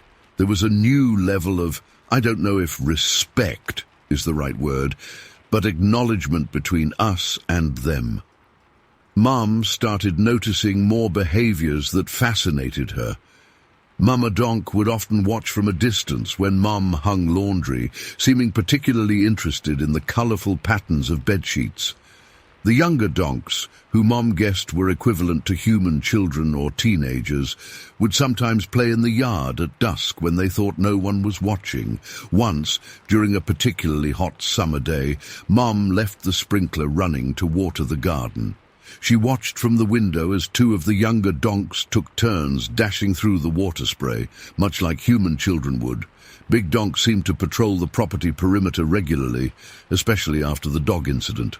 If Mum was outside gardening, she'd occasionally spot him making rounds through the trees at the edge of our property, almost like he was checking for threats. We never approached them or attempted contact beyond a simple nod or raised hand if we accidentally made eye contact. It was an unspoken agreement. They kept their distance, we kept ours, but there was mutual awareness and a strange kind of trust. The most tangible evidence we ever had was a single handprint left in mud near the back porch after a rainstorm. It was huge, easily twice the size of my hand, with 5 distinct fingers.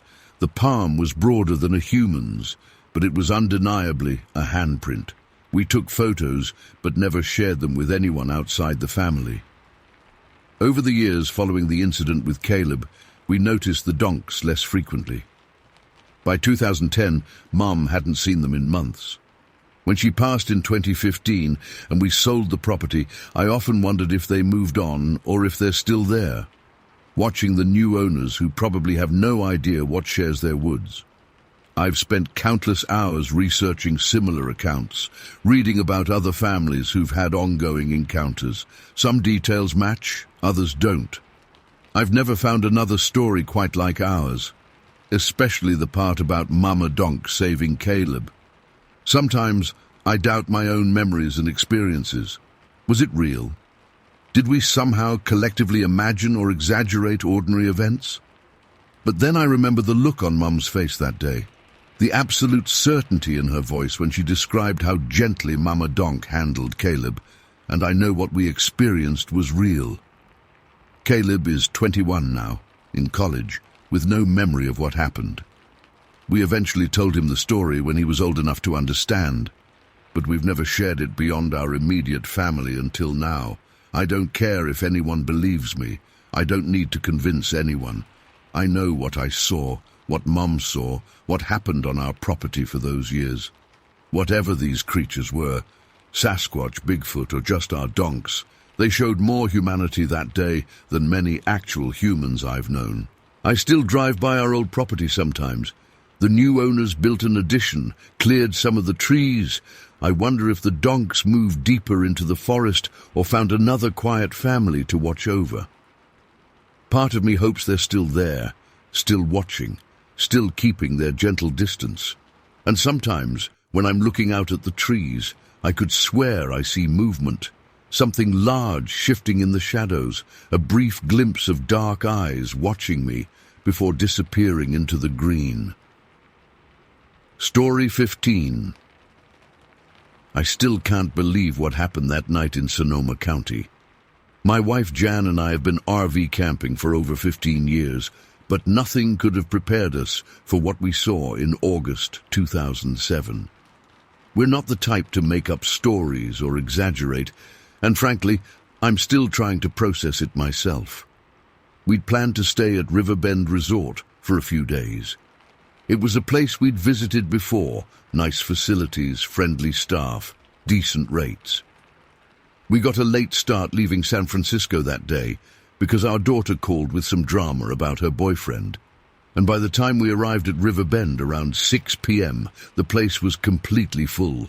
The woman at the office seemed genuinely sorry, but said they'd been booked solid for weeks. So there we were, tired from driving our 28-foot Winnebago and with no reservations elsewhere. I'm not one to drive after dark in unfamiliar areas, especially with an RV, so we decided to find a safe place to park for the night and figure things out in the morning. About 2 miles down River Road, we found this wide dirt pull-out area. No parking signs, plenty of room for our rig, and it seemed secluded enough while still being close to the main road. Perfect for a night's emergency stop. It was actually quite pretty there. Tall redwoods and pines creating a natural barrier between us and whatever was beyond. The Russian River wasn't directly visible from our spot, but I could hear it rushing nearby. The evening was warm with that perfect Northern California crispness that makes outdoor meals so pleasant. We decided to make the best of it. I set up our Weber grill while Jan organized the inside of the RV. We always travel with a good cooler of food, so dinner wasn't a problem. Jan had picked up some premium kielbasa from a butcher shop in the city before we left, and we had some potatoes and corn to grill alongside it. I extended our RV's awning to create a nice little outdoor space. We set up our folding camp table and chairs. Nothing fancy, just the basics we always travel with. Jan put out our salt and pepper shakers, a couple paper plates, and some plastic cups for the wine we'd brought. The dinner turned out great. That kielbasa was incredible, smoky, garlicky, and just the right amount of fat. We sat under the awning until well after sunset, drinking wine and talking about retirement plans. We'd both turned 60 that year and were seriously considering selling our place in the city and living in the RV full-time, at least for a while. Around 11 p.m., I started feeling tired. Jan, ever the night owl, said she wanted to stay up and finish her book under the awning light. The night was peaceful. Occasional car passing on River Road, but otherwise just the sound of the river and night creatures. I cleaned the grill but left it outside to cool completely, forgetting to remove a small piece of kielbasa that had fallen through the grate and charred on the bottom. Inside, I washed up and got into bed with the TV on low. Must have dozed off pretty quickly, because the next thing I remember is Jan's voice calling my name. "Thomas," she said, with that careful tone people use when they don't want to alarm someone, but are definitely alarmed themselves. "Thomas, come here." I checked my watch, 1:32 a.m. I stumbled to the door where Jan was standing, looking out through the screen. "Look over there by the tree line," she whispered, pointing toward the woods about 40 feet away. "Do you see it?" At first, I didn't. The moon was bright enough to illuminate the clearing, but the shadows under the trees were deep. Then I saw what had caught Jan's attention, a dark figure standing completely motionless at the edge of the woods, not hiding behind a tree, but standing in a small gap between two massive trunks. My first thought was bear, but this was standing upright. Then I thought, person. But something about the proportions wasn't right. It was tall, maybe 7 feet or so, but not as massive as I would have expected. In the moonlight I could make out a silhouette that was undeniably humanoid, but clearly not human. "Get inside," I whispered to Jan. "Now." She stepped backward through the door, and I followed, keeping my eyes on the figure. We stood there in the darkened RV, peering through the screen door and side window, hardly breathing. The thing didn't move for what felt like forever, but was probably only a few minutes. It was so still that I almost convinced myself it was just a weird shadow or a tree stump I hadn't noticed earlier. Then it moved. It took a careful step forward into slightly better moonlight. I felt the hair on my arms rise. The creature was covered in dark hair or fur that seemed to absorb the moonlight rather than reflect it. Its face was hard to make out clearly, a lighter patch where a face should be, but the features weren't distinct from our distance. "What is that?" Jan whispered, her hand gripping my arm so tight it hurt.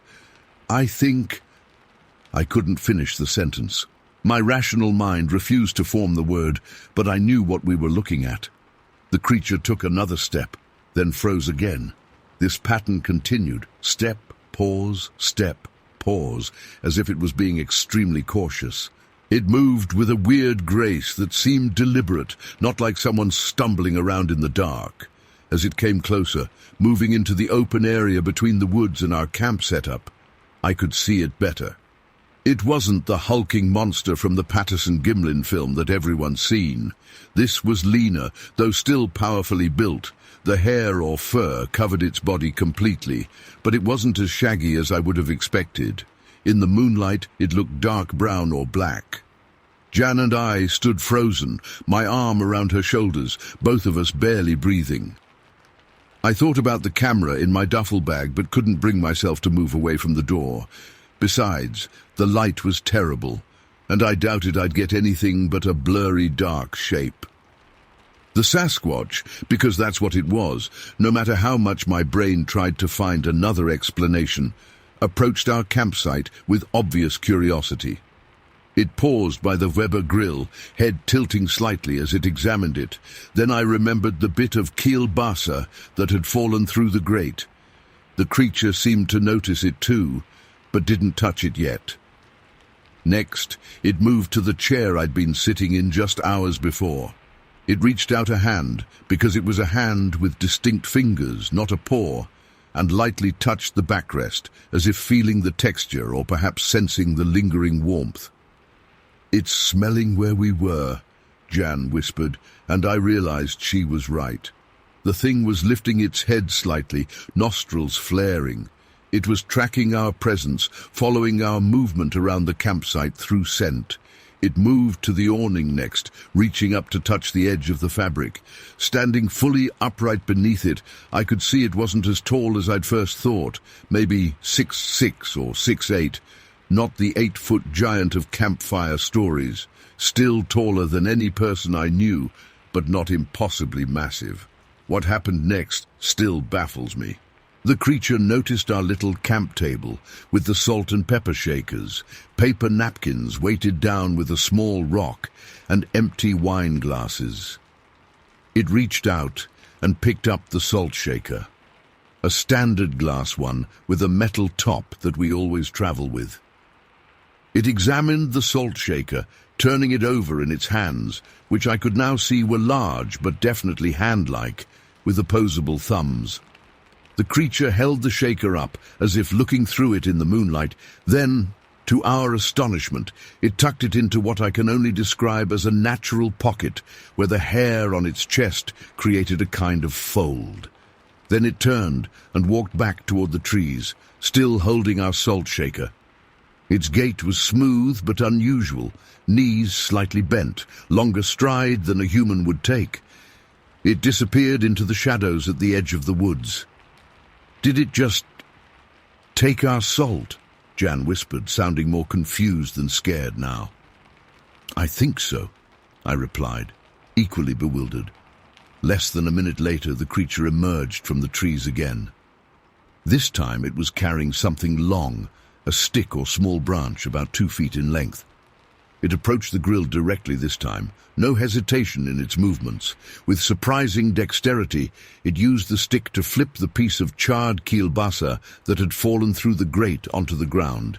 It then carefully set the stick down, picked up the sausage piece, sniffed it, and tucked it away somewhere in its fur, just as it had done with the salt shaker. Then, giving our campsite one last survey, it turned and walked back into the woods. Its movement seemed more relaxed now, less cautious. Within seconds, it had vanished completely into the darkness between the trees. Jan and I stood there for a long time, neither of us speaking. What do you say after something like that? We kept watching, thinking it might return, maybe bring back our salt shaker, but it never reappeared. Around 3 a.m., we finally moved away from the door. I locked it, a pointless gesture if that thing decided to come back, but it made me feel better. We sat at the RV's small dinette, both of us trembling slightly from adrenaline crash. "We should write this down," Jan finally said, "before we start doubting what we saw." So I got a notepad and we wrote down everything while it was fresh. The time, the appearance of the creature, its actions, every detail we could remember. Jan made a sketch too, though art has never been her strong suit. Neither of us slept the rest of the night. At first light, around 5:30 a.m., I ventured outside, half expecting to find no evidence and to think we'd shared some bizarre hallucination. But the salt shaker was definitely gone. The stick the creature had used was still lying beside the grill. And there, in the soft dirt near where it had stood, was a single footprint. It was large, about 15 inches long, and clearly showed 5 toes, not a bear, not a human, something else. I took photos of the footprint with my digital camera, though in the early morning light they didn't come out great. I tried to make a cast using some plaster of Paris we had in the RV for emergency repairs, but I'm no expert, and it crumbled when I tried to remove it. We packed up and left that pullout by 7 a.m. The whole drive home we kept asking each other, did that really happen? But we both saw it. We both described exactly the same thing when we wrote it down. The salt shaker was gone. The footprint was real.